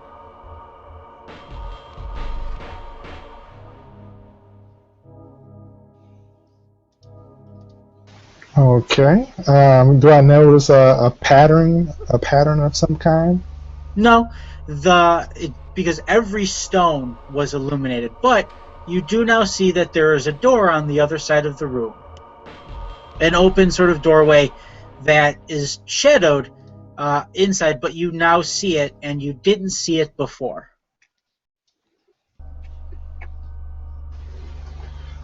Okay, let's follow the yellow brick road. Hank will try to gather everybody or point in the direction of this new entranceway. Is there a way you can? Well, I'm afraid to touch the walls, but try and see if there's any kind of. You guys buttons? you guys all see the doorway just fine, as if you had illumination, or if it's a little dark, but it's not so dark as to where you can't see. But you're really only able to see your direct path to the door. And while all of this has been happening, the team you've been sent to rescue has just sort of been watching all of this happen. And they say, we're going to go up and we'll radio you when the ships are working. And they all bolt right back up the stairs. I forgot they were with us. Yeah. Tall Goose gets on the comms and he says, I'll keep in contact with you. I'll stick by my ship that I know should still work, and I'll let you know when they're back online. And then the comm line just turns off. So yeah, Eve would have almost started to go after them, but not in pursuit. Just to run out of there. Yeah, but she stopped. Maybe because she's tied to Macron. But she's trembling, like she does not look good. Ronkus is gonna look through his cam droid on his data pad and see what's been happening, while everything else has happened. Okay, so what the cam droid has recorded is that Eve speaks. Gristle and Hank go crazy and try to rip themselves away from each other. You pretty much just see everything that had happened, except for the hallucination. When you hear Eve's voice through the cam droid, it's just Eve's voice, and nothing, like the droid didn't pick up anything outside of the ordinary. It just picked up everyone's reactions to what was happening, but none of the sensors or anything picked up anything out of the ordinary.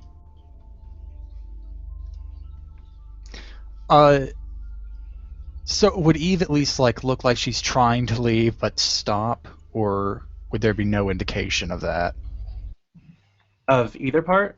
I mean, it would be obvious that she was about to run after them. Okay, I just wanted to know if there's any indication for Macron, because but then there was also the clear indication that she tried to, embolden herself and not, but still clearly terrified. Well, I just wanted to see if there was any indication for Macron to try some inspiring rhetoric on her. Oh, gotcha. Okay. You can definitely try to do inspiring rhetoric. I will allow it. You can totally do it. Go for it. Macron will get close to Eve and just put a hand on her shoulder. He's like, this place is fucking with us. I'm pretty sure we can both be aware of that at this point, but we're not going to be able to leave unless we find whatever is the source of this. And he pauses for a sec as he's trying to find the right words, and he just says, get rid of it. So we need to keep going. I'll be here. Hopefully one of us will stay sane enough to keep the other one in check.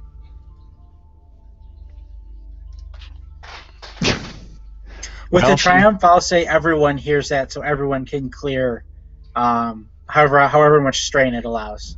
Since I didn't get any advantage, each person can just get 1 strain back, and then they'll also have boost for 3 rounds, whatever we would consider that amount of time being. Alright, so she's not going to say anything, just kind of bite her cheek and give a quick little nod. Okay. And Eve, you know when he says find whatever it is that's causing this, you think back to that little heartbeat. Well, it wasn't little, but to the heartbeat you felt when you were not yourself. And you have a good indication, or you have a good assumption that that's what is probably causing all of this. Is whatever was making that heartbeat. Okay, then she would probably say at this point, there's something alive down there. Then we need to find it. Ragus is going to Agreed. shed his doubts of what's happening because he's seen, like, even with himself, just freaking out. So, definitely Something like this isn't without purpose. There's something here that doesn't just desire to fuck with us. Yeah. Okay. So as you begin to steal yourselves and collect yourselves, do you make your way to the other door? Yeah. All right. And it's more stairs that lead down, down into the dark. And as it goes down, Hank, you begin to hear something that chills you to the core. And I need a sanity check. It's going to be 4 red with 3 setbacks.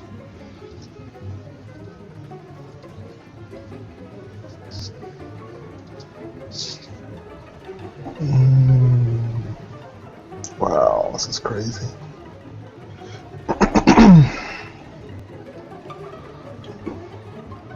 I am going to use sense of danger to remove. Probably not even worth it. Remember, you get a boost from Macron. Oh, okay. So you get a boost from Macron. All right, I'm going to use sense of danger to remove the 2 setbacks. You're not able to remove the 2 setbacks from darkness.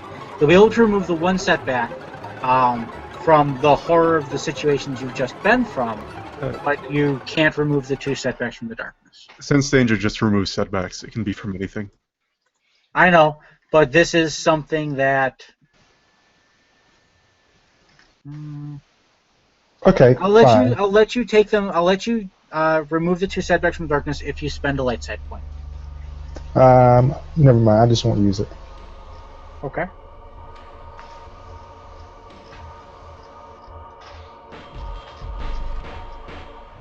Okay. You hear the sobs of a little girl, and she's calling out for help. And you, being a paragon of the light, run to help her. You run towards her cries, and as you do, you enter. You run down the stairs past everyone else, and you enter another large chamber. And in the chamber, there are 4 obelisks in each sort of corner, constructing a square on the edges of the room. And in the middle, you see a small Twi'lek girl in ragged clothing, just sobbing and calling out for help. All right. Well, since Hank is not in control of himself, he would definitely go to her rescue. He already has this shield out, so he's going to go over and try to inquire what's wrong with her. And she looks at you with big, teary eyes, and she says, "I'm hungry, and I'm cold, and I don't know where I am. Will you help me?" Of course we will. I'll call Crystal! And Got a little girl here that needs your help. there's no call back. Do we hear him on the outside? Does he? Nope. You don't hear him. In fact, he hasn't moved. He's just kind of frozen in place. And Crystal, hurry up! the girl looks at you, and you look down at her, and as you look in her eyes, you see something awful. You see a little yellow pictogram of a little dot in the middle of each of her eyes, with 3 sort of question mark squiggles around each side of the dot. And she says, Master Hank, why aren't you helping me? Why won't you feed me? And she looks at you and she says, I must feed myself then. And she reaches up and she pulls your head down towards her, and she digs her teeth into your neck, and she begins to drink your blood. And you feel ice run through your veins as you just sort of bleed all over her, because it's just a font of gushing blood. And she says, I am full, but I am cold. And you feel her kind of dig a hole into your stomach and chest, just with her hand. She cracks your bones and moves your flesh and organs, almost as if they're not there. And she tunnels her way inside you and curls up and says, thank you for giving me warmth and safety. And you feel like, you feel something begin to move through your bones. Something like a metal splint being driven through them, like an axe through wood when you're chopping wood. And it splits and it drives its way up your skull, and you feel an immense pain as this happens.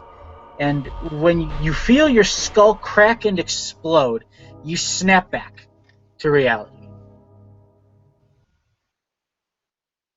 Okay. And you're standing there on the stairs with everyone staring at you. Wow. Okay. So it seems like this entity alien is hungry, and we're its food? It's a line of thinking you can definitely have. But you are shaken to your core. Because as you felt the shadows move through you, you felt the light side of the Force being drained out of you.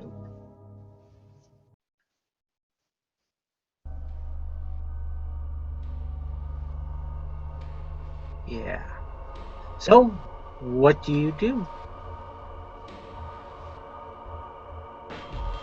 I guess we'll still follow the yellow brick road. Packbat would kind of be like, are we sure we should keep going? I mean, what are we going to find down here? This is really, like, he is not wanting to continue. Well, at the moment we have no other way to leave, and like I said, something with this sort of ability, this kind of security measure, obviously has a purpose. And if we find the source, then we'll reap the benefit, even if that just means ending all of this madness. Yes, in this case, the only way to go back is to go forward, since we're stuck on this planet regardless. Okay. So as you move down the stairs, it's a much shorter flight, and you once again come to a doorway. Well, no doorway. It just sort of opens up. The stairs sort of end at a large, sort of another domed room, but with 4 obelisks forming a square at each side, or in each sort of corner where it would be. And on the floor, you can see little sort of rivulets cut into the stone that sort of lead toward the center of the room. And in the center of the room, sort of in a halo of light, is a small black obelisk about 8 inches long, and it's just sort of wreathed in light. Ronkus, your cam droid, if you choose to look through it, it sees that in the center of the room there is a small, or not small, but a reasonably sized stone altar with nothing floating above it. It sees the obelisks in the corners. It sees all the rivulets in the floor that lead to around the altar and sort of curl around in a circular pattern and feed out to around the large stone obelisks in the corners. But it doesn't see the little obelisk that you see. Can Eve feel anything significant from it? Eve, you feel the heartbeat, but whereas it was faint when you were out of your body, in it, every time you feel it beat, you feel like a wave, just a wave of water or pressure has pushed against you. And it happens at regular intervals, about once every 30 seconds. Alright, well, her heart's definitely going to start racing. Can she bolt toward it? Yes, she totally can. I mean, yeah, if she can, like, reach it and everything, she's just going to grab it. Well, so you bolt towards it, and when you dragging reach, Macron along. dragging poor Macron along. When you reach it, Hank, roll a force. Is it force seek or sense? What are you going for? Just roll a force die. So I want to see how if you use the light side or the dark side to sense it. You're going to use whatever pip comes up, but I just want to see because it'll determine kind of how it reacts. All right. So he likes her. So That's you Hank. scream to Eve, "Don't touch it!" But Eve does. Eve grabs it, and when Eve does, there's a shockwave and a scream, a piercing psychic scream, like needles in your brain. And it throws Eve and Macron a full range band back, not doing any damage, but just shoving them away from it. And the light around the obelisk becomes blindingly intense. And you see the shadows kind of fall from the altar. And as the shadows move from it, they rise up.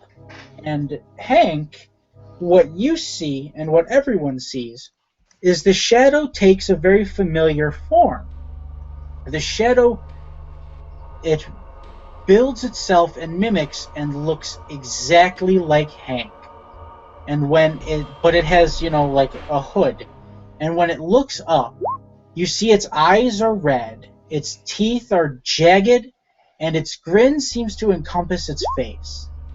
And you know, Gristle, that it's the same sort of Hank that you saw in your hallucination with Volfith and Shorin. And Hank, you recognize it as being you. And it holds out its hand. And something, a silver tube materializes it, and you recognize it as the exact same design as your lightsaber. But the blade that ignites is black. Jet black, wreathed in a small film of light around it, like a halo. And from him, 4 shadows shoot out from around him and climb to the ceilings and take points like swords. And now we need to roll initiative.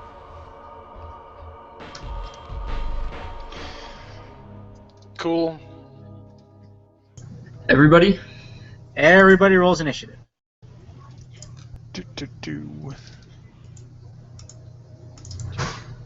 So did Eve end up actually grabbing the crystal or obelisk or whatever it was? She grabbed it, but it threw her off. Okay, so it's still floating there. No, it's actually gone. Oh, just like disappeared? Yep, it goes poof. And then that's when Shadow Hank appeared.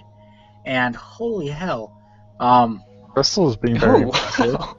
Yes. Yeah, I mean, as soon as he sees the Hank from his vision materialize, like his gauntlets are on, and he's like, Hank, I'm sorry, but that's not you, and we're gonna kill it.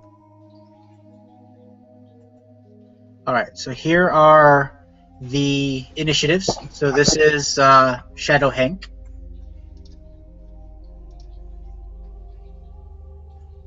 And then these are for each of the tentacles. So 1, 2, 3, 4.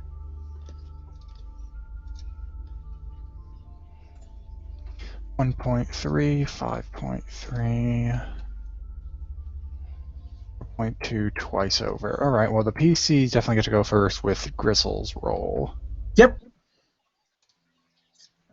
So we can go ahead and decide that while I finish this up. Question then. I mean, we obviously don't know what kind of enemy they are, but do we want to try last one standing? You can try. But yeah, I would take the first slot, so I want a group consensus.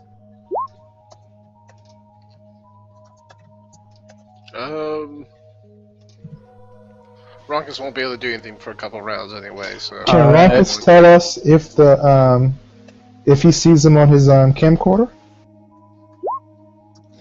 Just as something to note, if you do that first and there's no effect on the initiative, 3 of them get to go before we can react. But if it does have an effect, then that'll get rid of at least 2 of them. I abstain. I can see pros and cons to this, and I don't want to stop you.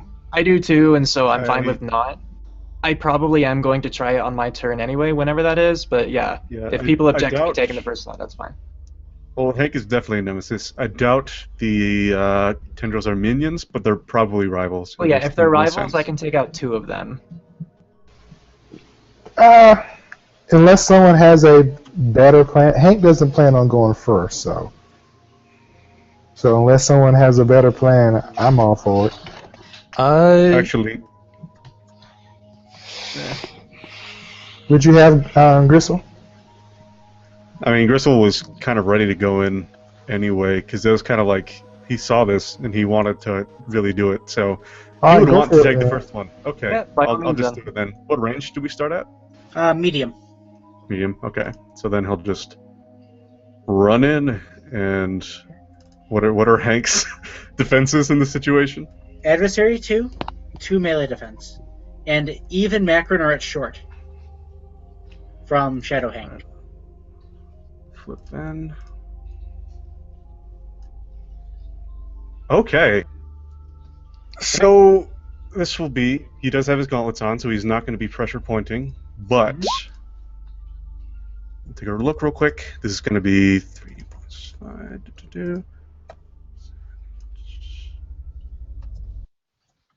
It's going to be 8 damage, and he's going to concuss and knock down Hank.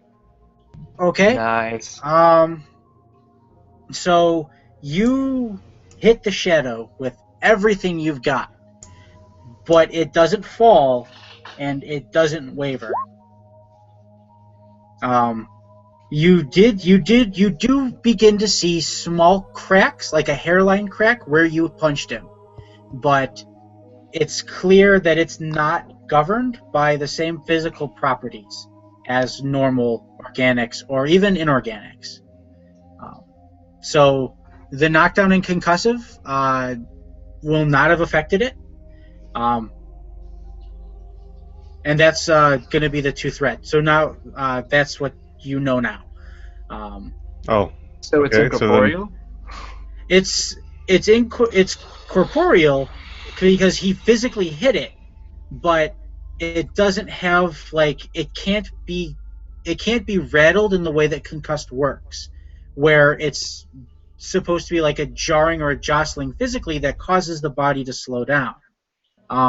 Because it doesn't. Can we flavor it differently? I mean, you could just lock his arm. You could come in and just physically hold his arm back. Yeah, you can. All right, you can hold his arm. He's not going to be concussed though, but you will cause him to have.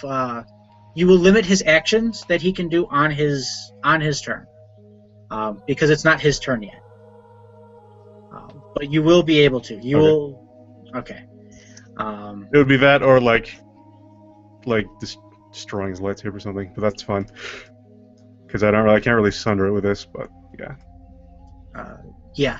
For two He's So basically giants, going for the same I think thing. He's crowd controlling him. Yes. He's grappling him. you can totally grapple Shadow Hank, and you're totally able to. So first is a tentacle, and it's going to sort of direct itself at Runkus, and it's going to dive at him. So it's climbed up the wall, and now it's jutting off the wall at him. Oh no. So what are Runkus's defenses? 1 defense each. Okay. Do you wish to spend a light side point to upgrade your check? No, I'm gonna let it takes its course. Okay. So it misses you, but it will give you a setback on your next action. And so what happens is it dives towards you at a speed that's sort of between eye blinks. It's lightning quick, but you're able to move yourself out of the way just barely. And it strikes the floor, and you hear it like steel meeting stone, as it sort of dives into the floor and then disappears. So then the next one will go, and it's going to take aim at Hank. So what are Hank's melee defenses? Melee, let's see here. It would be 3 setbacks and 4 upgrades. 4 upgrades? So are you taking strain to use like dodge or defensive stance? Well, you can't defensive stance because you That's haven't had sense, a... man. Yeah. So how are you getting the Sense. 4 upgrades? I got dodge, 2 dodges, and he has sense. And sense is just inherently just upgrades any check against you? He's committing the force dice, right? Yeah, that's why I only roll 1 force, because I always keep one committed. Okay, so that makes sense. So, okay. All right. So then, if you took the strain to dodge, okay. So here it goes. It also misses. It moves a little slower before, and it doesn't stick in the ground. So it strikes next to you, and it sort of throws you off balance because the speed at which it moved and your ability to dodge it. So you do get a setback on your next check, but the way you dodged, I'm going to say, puts you a range band closer to Shadow Hank. So you're now at short to Shadow Hank. Unless you want to use that to spare for anything else, because it's a shadow. You said he was like, he was what, trying to swing at me or something like that? Well, no, one of the shadow tentacles dove at you from the ceiling. Okay, so it was a tentacle. Yes. Okay, I'm at medium range. Yeah, I can say that I moved to short. That's cool. All right. So then is it another NPC then? Yes, one more. Okay. So another tentacle is going to take aim at Pac-Bat. Does he have any defenses? Defense 1, melee or ranged, and then he does not have any defensive talents, so it's just 1 defense. Okay, so the tentacle strikes, and it too misses. Wow. And it hits the stone floor, and you get the distinct sound of steel on stone as it slithers in the cracks. And so now it's PC. Yep. All right, go for it. Time for you to try your gambit, Eve. Yeah, I think Eve should get her. What range are these tentacles at? The tentacles are all on the ceiling currently. Okay. So they'll be long from you if you shoot at them. Okay. It's all ceiling. Yep. Okay. No, it will say medium because it is a concentric dome. So they'll be at medium from you guys. So Eve's up. If she wants to be. I mean, sure. After seeing that, I mean, they may have terrible aim for now, but it might be nice to still just take 2 of them out of the equation. Right. And, even if she did see what Gristle did to Shadow Hank, that doesn't rule anything out necessarily, at least to her. So she'd still probably give it a go. Okay. Alright, so she's going to take an incidental or maneuver, whichever it would be, to disconnect herself from Macron first. Incidental. Okay. And then do you want any boosts or setbacks on this roll? What roll are you doing? Last one standing. It's a hard resilience default. Yeah. We'll say 2 setbacks because you're going to have to wait for the shadows to strike at you, which they will do while you sort of prepare, while you take the action. Because you can't. I don't think you can jump to medium height. You don't know. Is there a reason why you flipped a light earlier? Wait, I did? Oh yeah, you did. Yeah, a little. Yeah, I flipped a bunch for their initiatives. No, you flipped dark side. No, I mean for you initiative. flipped a Right, light right back. before the first tentacle attacked, there's a record of you flipping light. Oh, I don't recall, but we'll just leave it. Like, that's fine. Alright, so you're doing the last one standing then? Yes. Okay, so Eve, so RP it. Okay, but well, first let me see if I make it. Oh, yeah, you gotta make it. Ah! Okay, I succeeded. So basically, she's just gonna run into wherever the center seems to be among all that, and just to get their attention, and then just wait. And when they come in, she hops to the side and then tries to quickly reach in and smash down on one. Basically, just toying with the tentacles and getting in hits where she can, dodging them and whatnot. Yep, so as each one sort of darts down towards Eve, she's able to sidestep and then punch it, and when she punches it, it shatters like glass. And you get 2 of them like that. The other 2 seem trained on the rest of the party. All right. Right.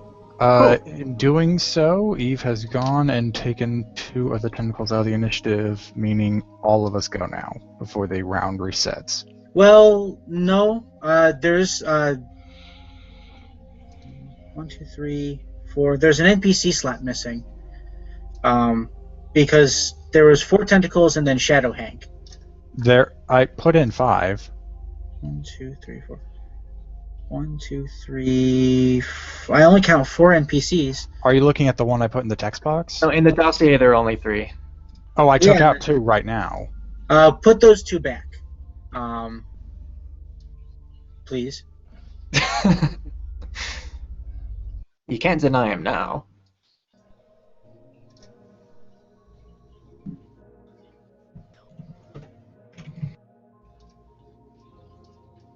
And there's a very special reason as to why.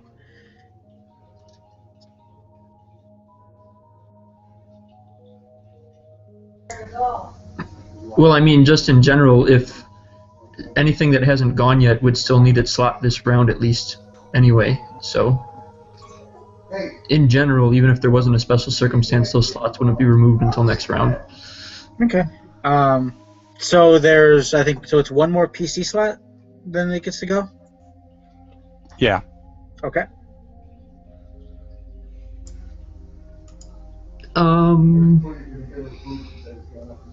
Somebody's engaged with Shadow Hank, correct? Yes, Yeah. Gristle is. Gristle, okay. Then Packbat would probably go ahead and take a shot at one of the tentacles that didn't lunge at Eve. Okay. And you said they're at medium range? Mm-hmm. Okay. No defenses. 1 second here. Okay. Now I have stuff that helps me at short range and stuff that helps me at long and extreme, but nothing at medium. Alright, so I'm going to assume since we didn't expect this coming and we're getting all sorts of illusions, I would not have my weapon out at this point, so I'm going to draw that. Okay. And it's adversary 1. Okay, I'm going to true aim. So that'll give me 2 upgrades because I have 2 ranks. I just recently got a 5 agility with dedication. Nice. So that'll have 5 yellow. And then my weapon is accurate. Let me make sure I'm getting that in.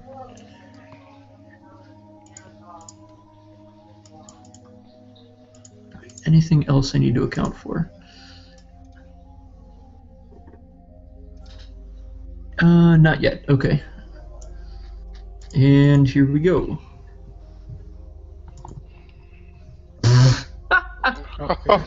What? The... Whoa.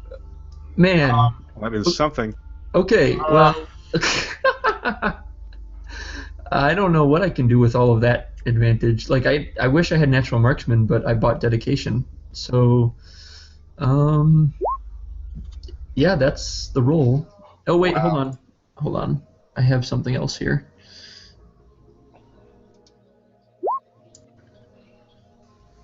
Okay, so there's an automatic success and threat from my set trigger, but that'll just clear out the failure for a wash and then take out one advantage also. So 1, 2, 3, 4, 5, 6, 7, 8, 9, 10 advantage. Wow. So that's a miss with 10 advantage. Do we still get the boost that Macron gave us? Yes, actually. Oh, what from Inspiring Rhetoric? Yes. Okay, so what? That's one boost.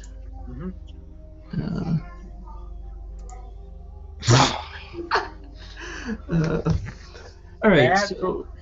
So with 10 Got any karma advantage, points? no, I don't. I You wasn't. have failed me for the last time.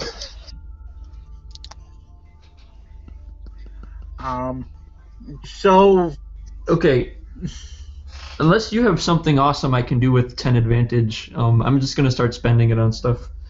I have an idea if you'd like to hear it. Yeah, go ahead. Okay. So you take aim with your rifle, and you're dead certain you're going to hit that tentacle. And when you fire, it moves to the.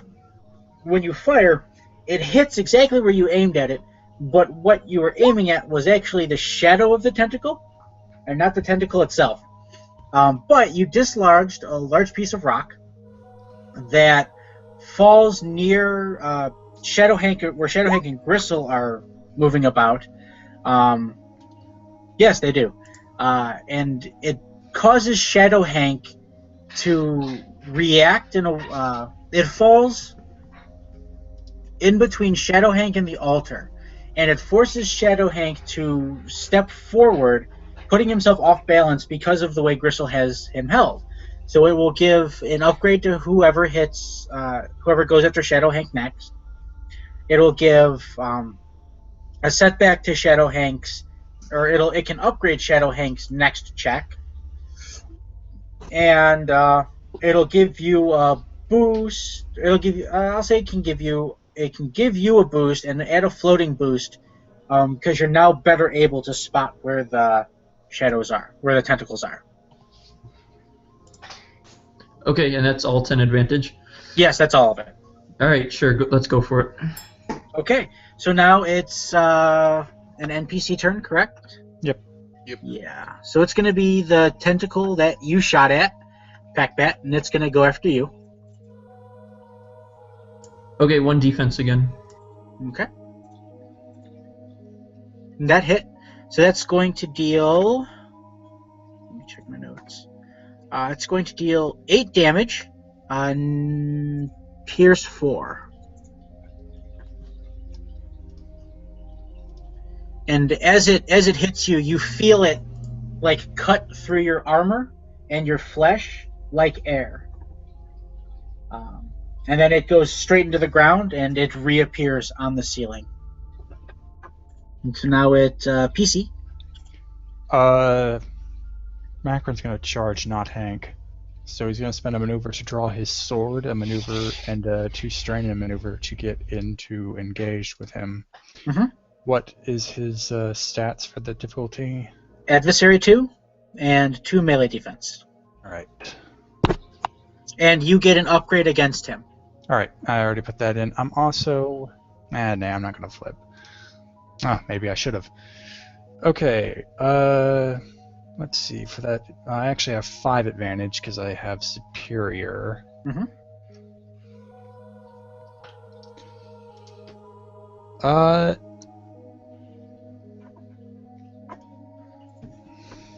Let me just double check what I can do with these. Oh, that exceeds the 2 maneuver limit. Alright, you know what? I'm going to say Macron was focusing on getting that lightsaber out of Hank's not Hank's hand.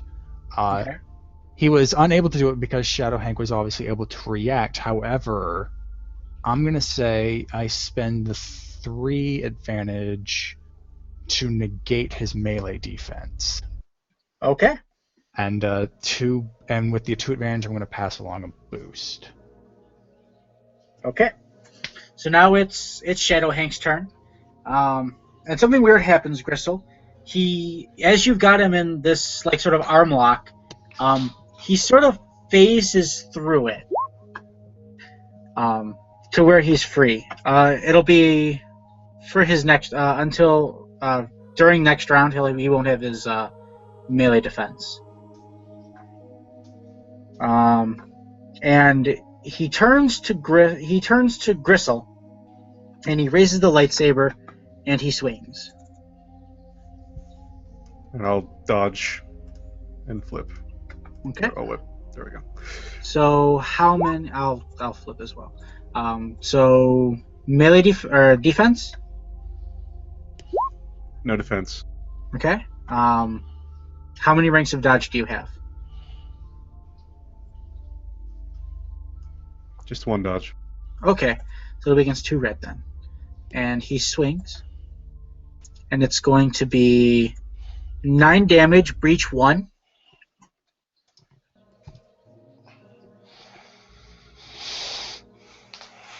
And as he swings and it cuts into Gristle, holy crap. You see the tentacles sort of appear again on the ceiling.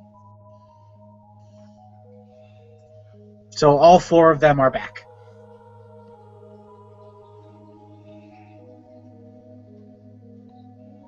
Yep, and it's a new round. No, it's not. It's not. 2 PCs. Oh, it's not? Oh, no, there's another PC. I'm sorry. My bad. 2 more. Well, 2 more PCs. Yep. I think Hank and Ronkus. Yep. Yeah. Okay, I guess I'll go ahead. First things first. If it's incidental, I want to look at that the footage of what's happening to the fight. So through the cam droid, you see Shadow Hank, and you see the tentacles, and you see it sees everything now. Okay. All right, so I'm just gonna pull out my weapons, and from action, I'm gonna set my overcharge value on one of my Dragoon Lancers, and that'll be my turn. Okay. Then it goes to Hank. Okay, so is there still an altar in the room and all that good stuff? Yes, the altar is still in the room.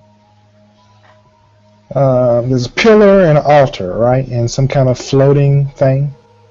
There are that 4 you tried to obelisks. touch? There are 4 obelisks around the corners of the room, making a square inside the dome, inside the circle of the floor. And there's just the altar that's now behind Shadow Hank. Okay, Hank is going to see, he's going to, of course, pull out his lightsaber, but he's going to see if he can cut into that, into the altar. Into the altar? Yeah. Okay. Make your lightsaber check. What would be the difficulty? Just 2 purple.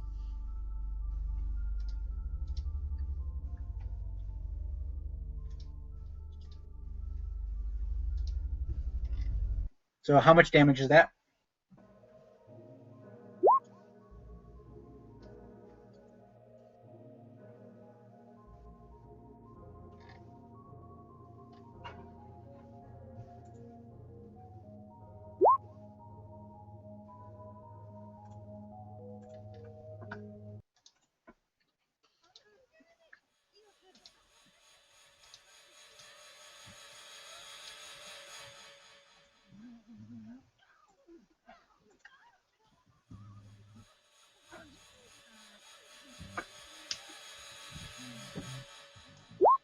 Hello. Leslie, Yeah, I'm here. how much damage is that? Oh, I didn't. I thought 8. I thought you heard me. 8 damage. No, I didn't. Sorry Okay. about that. So as you cut into the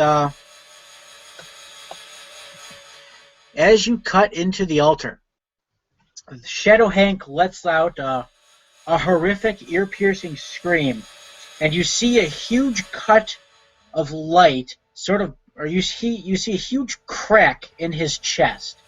That light begins to pour from, and he immediately turns and faces you, Hank. Okay, so I have 3 advantages. Mm-hmm. Can I do extra damage, or the damage I've done to the altar is I can't do any more? Is that correct? You can't do any more damage to the altar, not with advantages. Alright, I want to give this shadowy figure a setback. Maybe he's emotionally out of control now that damage is done to his altar. And I am going to give a floating boost. So there's a couple of floating boosts out there too, guys. There are now 2 floating boosters. So now it is top of the order. If you don't mind, I'll take this one.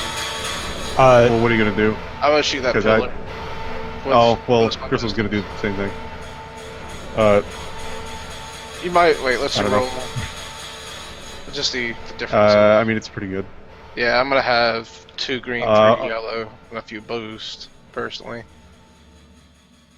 It depends then. I mean, I don't know.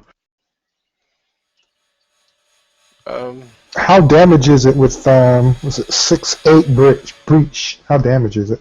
There's a huge cut in it where you hit it. And there's an equally huge crack in Shadow Hank. Yep. I mean, I don't know. I mean, Gristle's gonna go for it, but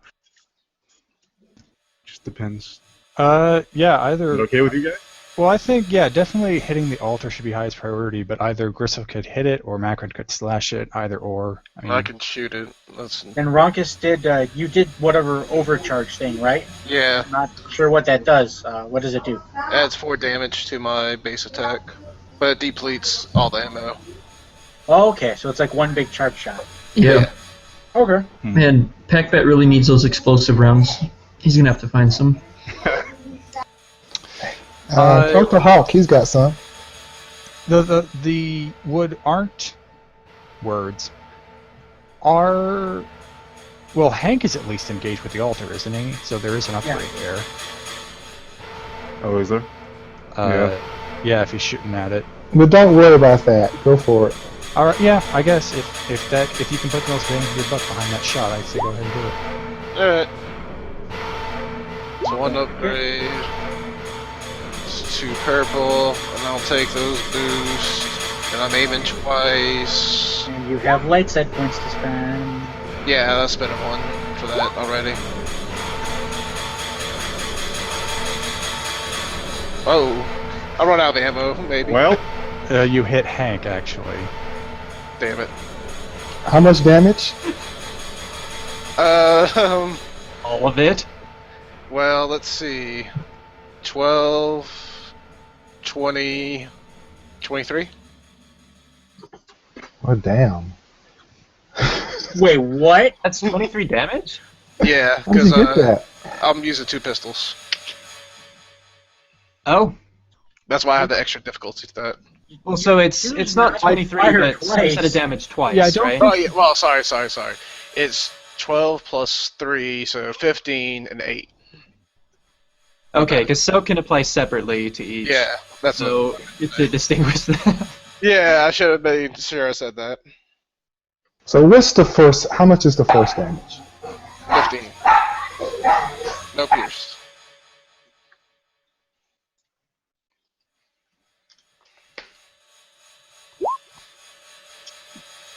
No, one has an overcharge value on it, the other one doesn't.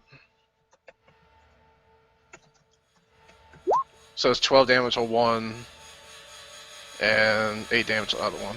for this shot, and one of them runs out of ammo. I'm Okay. getting myself. The first one was 15, correct? Yeah, and then the second one would be 11. That's where I messed up at, Eric. All right, I reflect that too.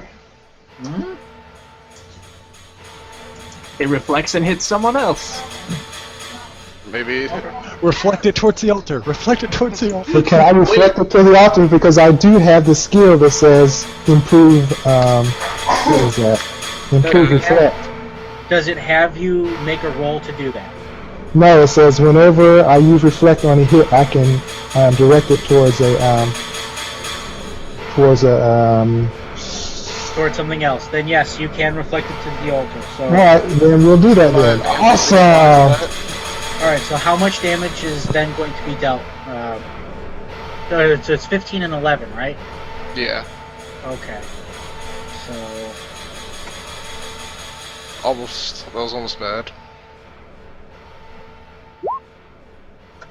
All right. So you see, the large crack in Shadow Hank begins to form smaller cracks, all that sort of spiderweb out from his body, and he's almost covered in them now, and the altar is incredibly destroyed. All right. Now it's the 3 NPCs. All right, so the first is going to be Shadow Hank, and he's going after Hank. Okay, so what kind of attack is this? It's going to be with his lightsaber. Oh wow, another duel. Okay, so this will be 5 upgrade and 6 setbacks. Well, 7 because he has another one on him. Yeah.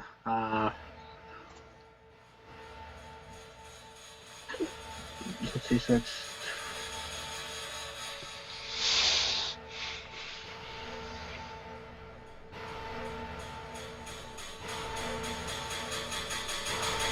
Okay. Yeah.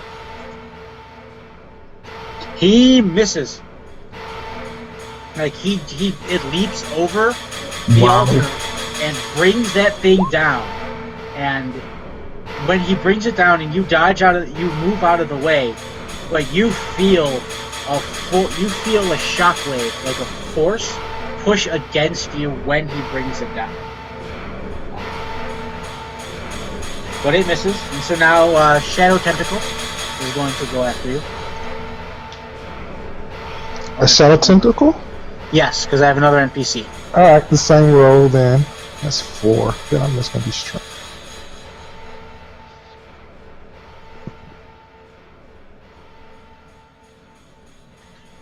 And it misses as well, and then for the last NPC is going to be another Tentacle. And oh my god, it totally misses. You dodge them like they're nothing. So graceful. Yep, so now it's PC's turn. All right. So either, I guess, Gristle or Macron could take a shot at the altar. Did you say the altar's destroyed though, or is it nearly destroyed? It's almost completely destroyed. Okay, so there's still some more to go. So let's do it then. I think he's already right next to it since Shadow Hank just attacked. So that is just regular difficulty, right? Yep. Just nothing. No defenses. Okay. Nothing like that. Do we have any more boosts or upgrades around? No, I think Ronkus took them. Hank is going to yell, just don't miss! I just took 1 boost. There's 1 more. Oh, there's one more? Okay. Okay. So there's one floating. Alright, then we'll take that stuff, and... You know what, fuck it. He's going to use his karma point on this for another boost. Hopefully he won't mess it up.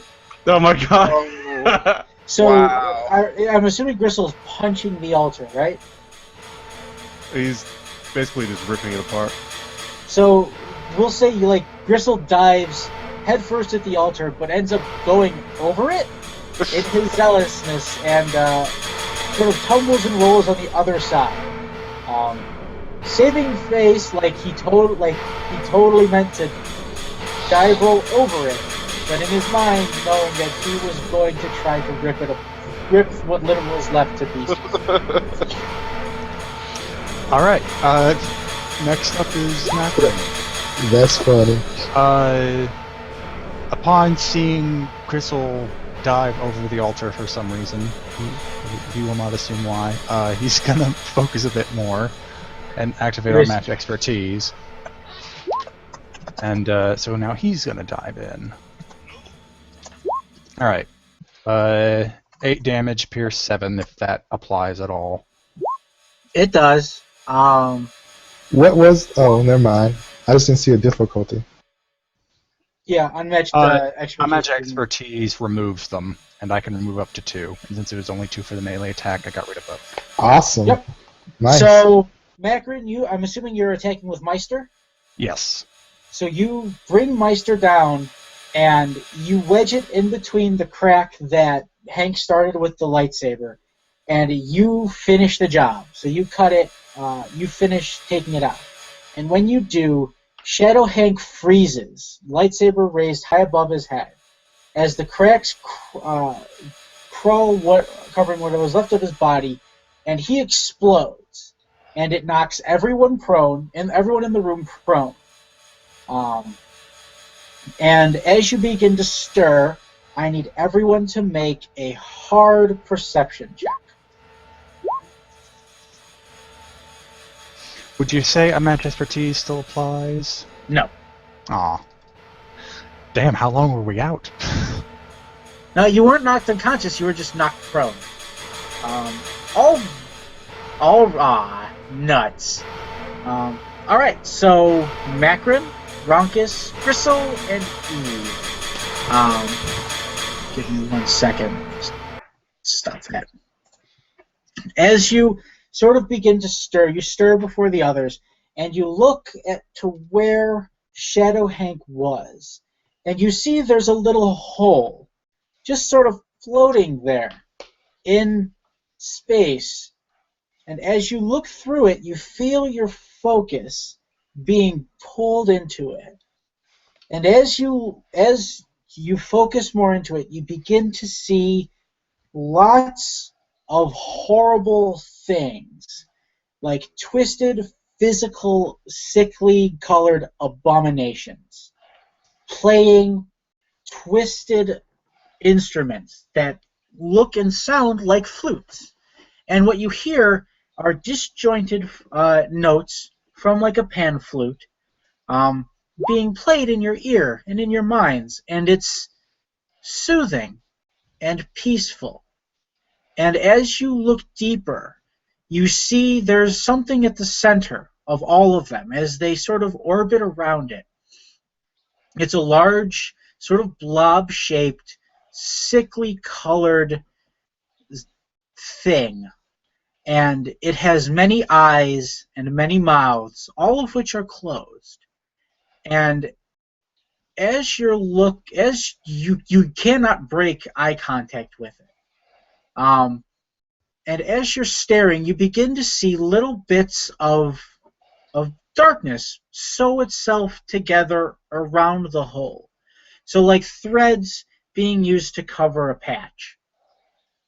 And when it's all covered, you see another eye materialize there. And it's the same eye that Macron saw on his hand with the 3 pupils. And it stares into each and every one of you. And you feel a little sort of push on your brain. And it knocks all 4 of you unconscious. No damage, no strain, but unconscious. And yeah, that's when Hank and Packbat stir and get up, and you see your friends all laying on the ground, just peaceful, breathing, relaxed, but unconscious. And the altar lies in ruins. And there's a little beeping on Gristle's comms. And I guess it would be, well, I guess it'd be on all their comm channels. There's a little beeping. And as you answer it, it's Tall Goose, and he says, "Hey, the ships are working. The ships are. Oh crap! The missile's armed." And you hear like panting breath as he's running, and you hear after like a few seconds, you hear a massive explosion through the comms, and you feel the planetoid shake and rumble. And you just hear shallow breathing on the other end of the comms.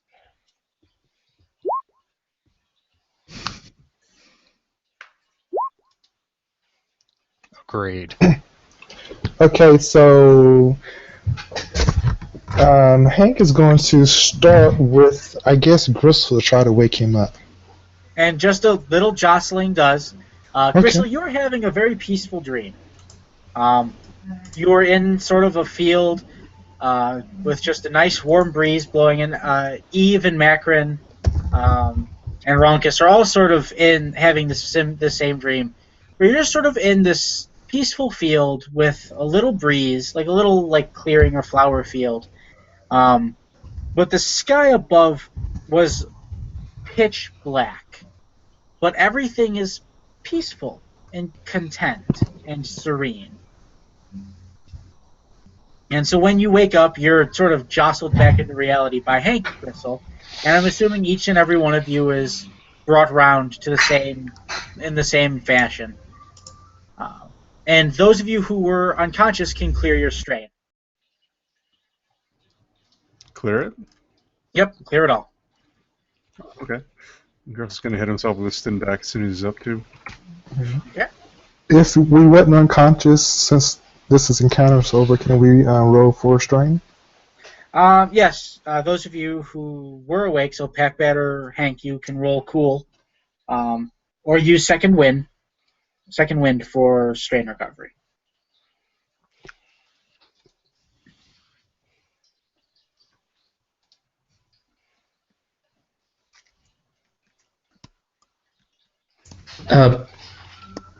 Packbat will probably also stim himself. He has stim packs, Okay.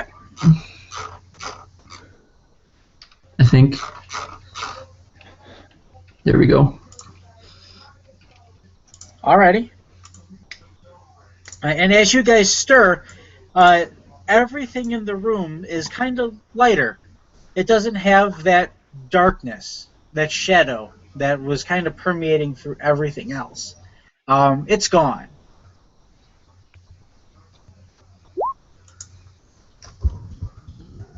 If you crack a glow rod, it works just fine. It illuminates exactly what it should be, what it should illuminate. All right, since there's like no illusions, can we actually see what we're in? Is it a cave or a ship or? No, it's a large domed room with the 4 obelisks in each corner that reach up to the ceilings. You see the destroyed altar in the center. You see all of the little rivulets that create the intricate pattern around the altar and then out to the obelisks and things like that. And you see that there are more of the pictographs on each of the stones that cover up the walls, or that encompass the walls and ceiling of the domed room. Is the presence, the evil, shadowy, dark side presence gone? Reach out with the Force and see. So make your Force Seek roll.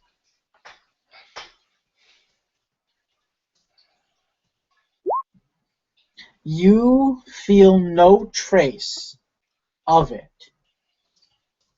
You feel that there are like sort of lingering pockets of the dark side, but that's sort of what you feel in all the universe. There's always the presence of the dark side and the presence of the light, but you don't feel that oppressive, monolithic dark side that you felt when you first arrived. Okay. As Hank has his hand stretched out, reaching for the Force, he's going to look at Gristle and the group and like, I think our job is done. I think we probably want to get back to the ship and rest and, just complete our mission, this rescue mission. Hopefully those, whatever that detonation wasn't too severe.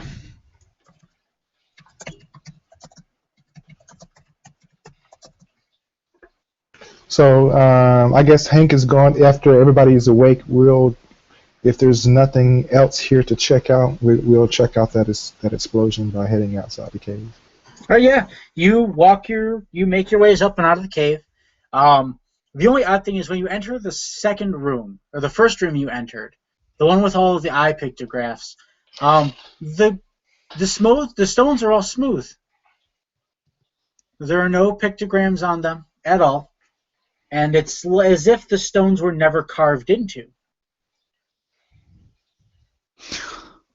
When And we that's the contact... Nah, never mind. I'll bring it up later. Okay. That's right. Okay, and so as you guys make your way out the cave entrance, you see there's a large crater, and that the members of the special forces team you were sent to pick up, they're a little worse for wear, but none of them are dead. Tall Goose is the most injured. He's pretty beat up, but he's still on his feet. Yeah. Nobody's dead. What happened? It must have been something. Like Tall Goose, he looks at you and says, "It must have been something when I did the soft crash. Whatever it was keeping the missile offline. But when it was gone, the missile must have hit something and armed itself." Well, I assume that means your fighter is in worse shape than wear. Oh, it's gone. Has your transport been damaged at all? And I'm looking at the rest of the group. They all flew there in individual X-wings, and Oh. most of them crashed. Okay. All right. Well, then I guess if you don't think any of your fighters are capable of leaving the system, you can come with us, and we'll take you back to Rensi. Thank you. Tall Goose says thank you. We appreciate that greatly. And they all nod and share the same sentiment.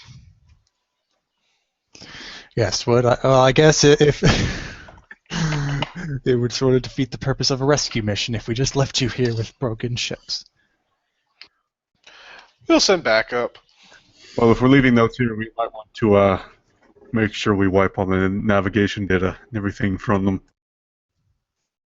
Because I don't think the rebellion's going to want to come pick them up, but someone might find them eventually, and that could be a bad thing. Yep.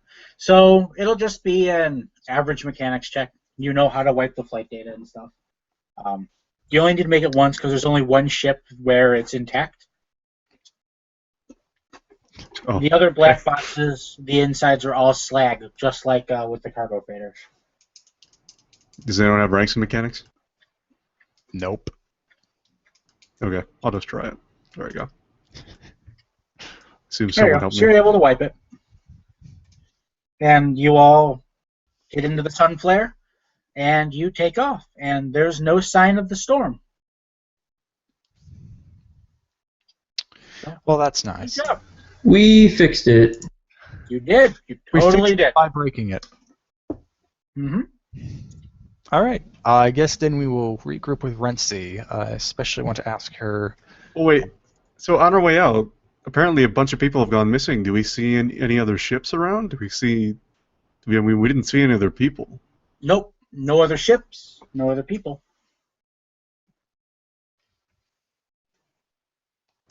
Well, that's a distressing thought. Anyway, we're leaving.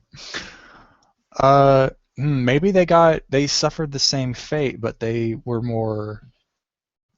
probably got deeper in. Like that's probably what would have happened to the X-Wing pilots if we had left them there for too much longer. I don't know. Just hypothesizing. Well, there's plenty of time to reflect on what has happened, as well as to lick the physical and mental wounds you all have suffered. And as you regroup with Rensi on Taral 5, Rensi is overjoyed that you're all back in one piece. and she hugs Sheer, the Zagarian woman, and they talk at length, and you can tell that they're good friends. And Renzi greets the rest of the group with similar sentiments. She was very invested in this group, and they're all close friends of hers. And she thanks you all again for doing this favor for her.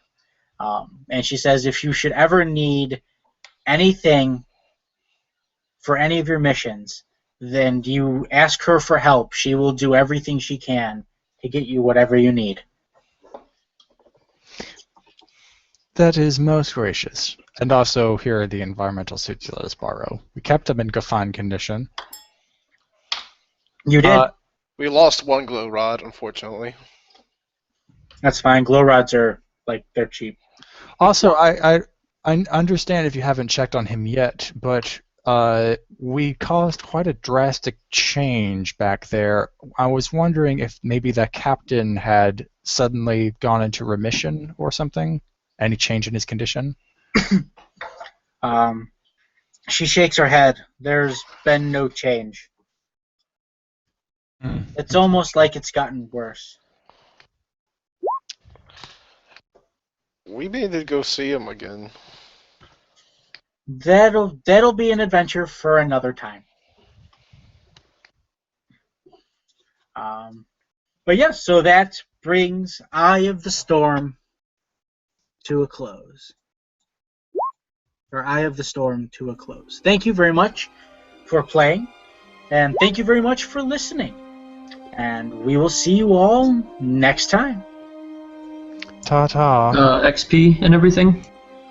Oh yes, XP. So it's base 10. You get 2 XP for each of the surviving members of the strike team, which, so that's 2, so it's 10, so 20. You get 1 XP for everything around the captain, for going and exploring that. You'll get 1 XP for thinking of the probe and the environment suits and all of that. And does anyone else have anything they think is XP worthy? None of us passed our insanity threshold. None of us passed it out. All right. Yes, I will give 1 XP for that. Darn. No one went insane. Yeah. This time. Uh-huh. This time. But Ronkus is twitching now and then. Yep. He doesn't like anything to do with the Force anymore. Excellent. And so that's at 23. I guess I'll cap it there if we want to go for Murph. Who is the Murphiest? I kind of torn on this. I think I would put my vote on Eve. Because she just seemed to have the most. It's kind of picking between your darlings because whenever someone got a moment, they reacted to it pretty well. But I think Eve was the most standout to me in how she reacted to the moment she got. Okay. Wrong music should be playing. So we have a vote for Eve. Does anyone want to nominate anyone else?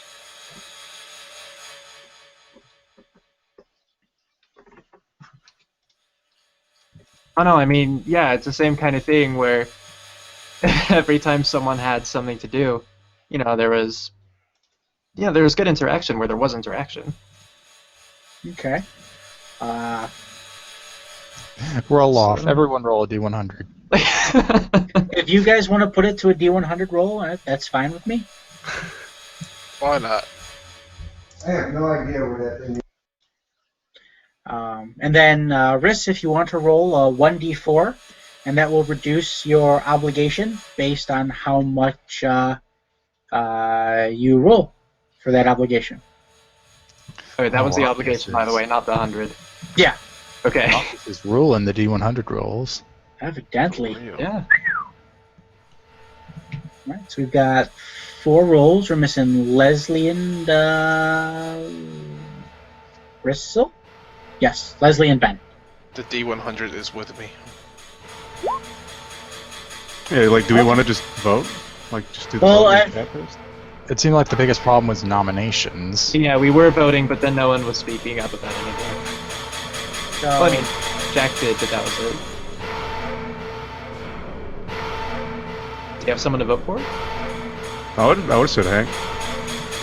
Oh, Yeah, actually, now that I think about it, Hank did do a pretty good job leading us down there and wanting to get after whatever was there. And then I was a little distracted during the fight at some points, but it seemed like he did a good job at getting to the core issue and going after that altar.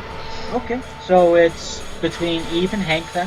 If you guys want to type in your votes, or if anyone has any other nominations, speak now or forever hold your peace. I don't know who Heave is. Is that going to be followed by Ho? hey, what's that supposed to mean? Ah ha ha ha ha. Hank, all right. So it looks like Hank got it. Congratulations. Unfortunately, there is no credit reward or duty reward, but you now have friend Sitash owing you a big favor. And with that, we will bring the recording to a close. Thank you so much for watching, and we will see you all next time. And Ronkus will delete all this footage. This time around. None of it is marketable.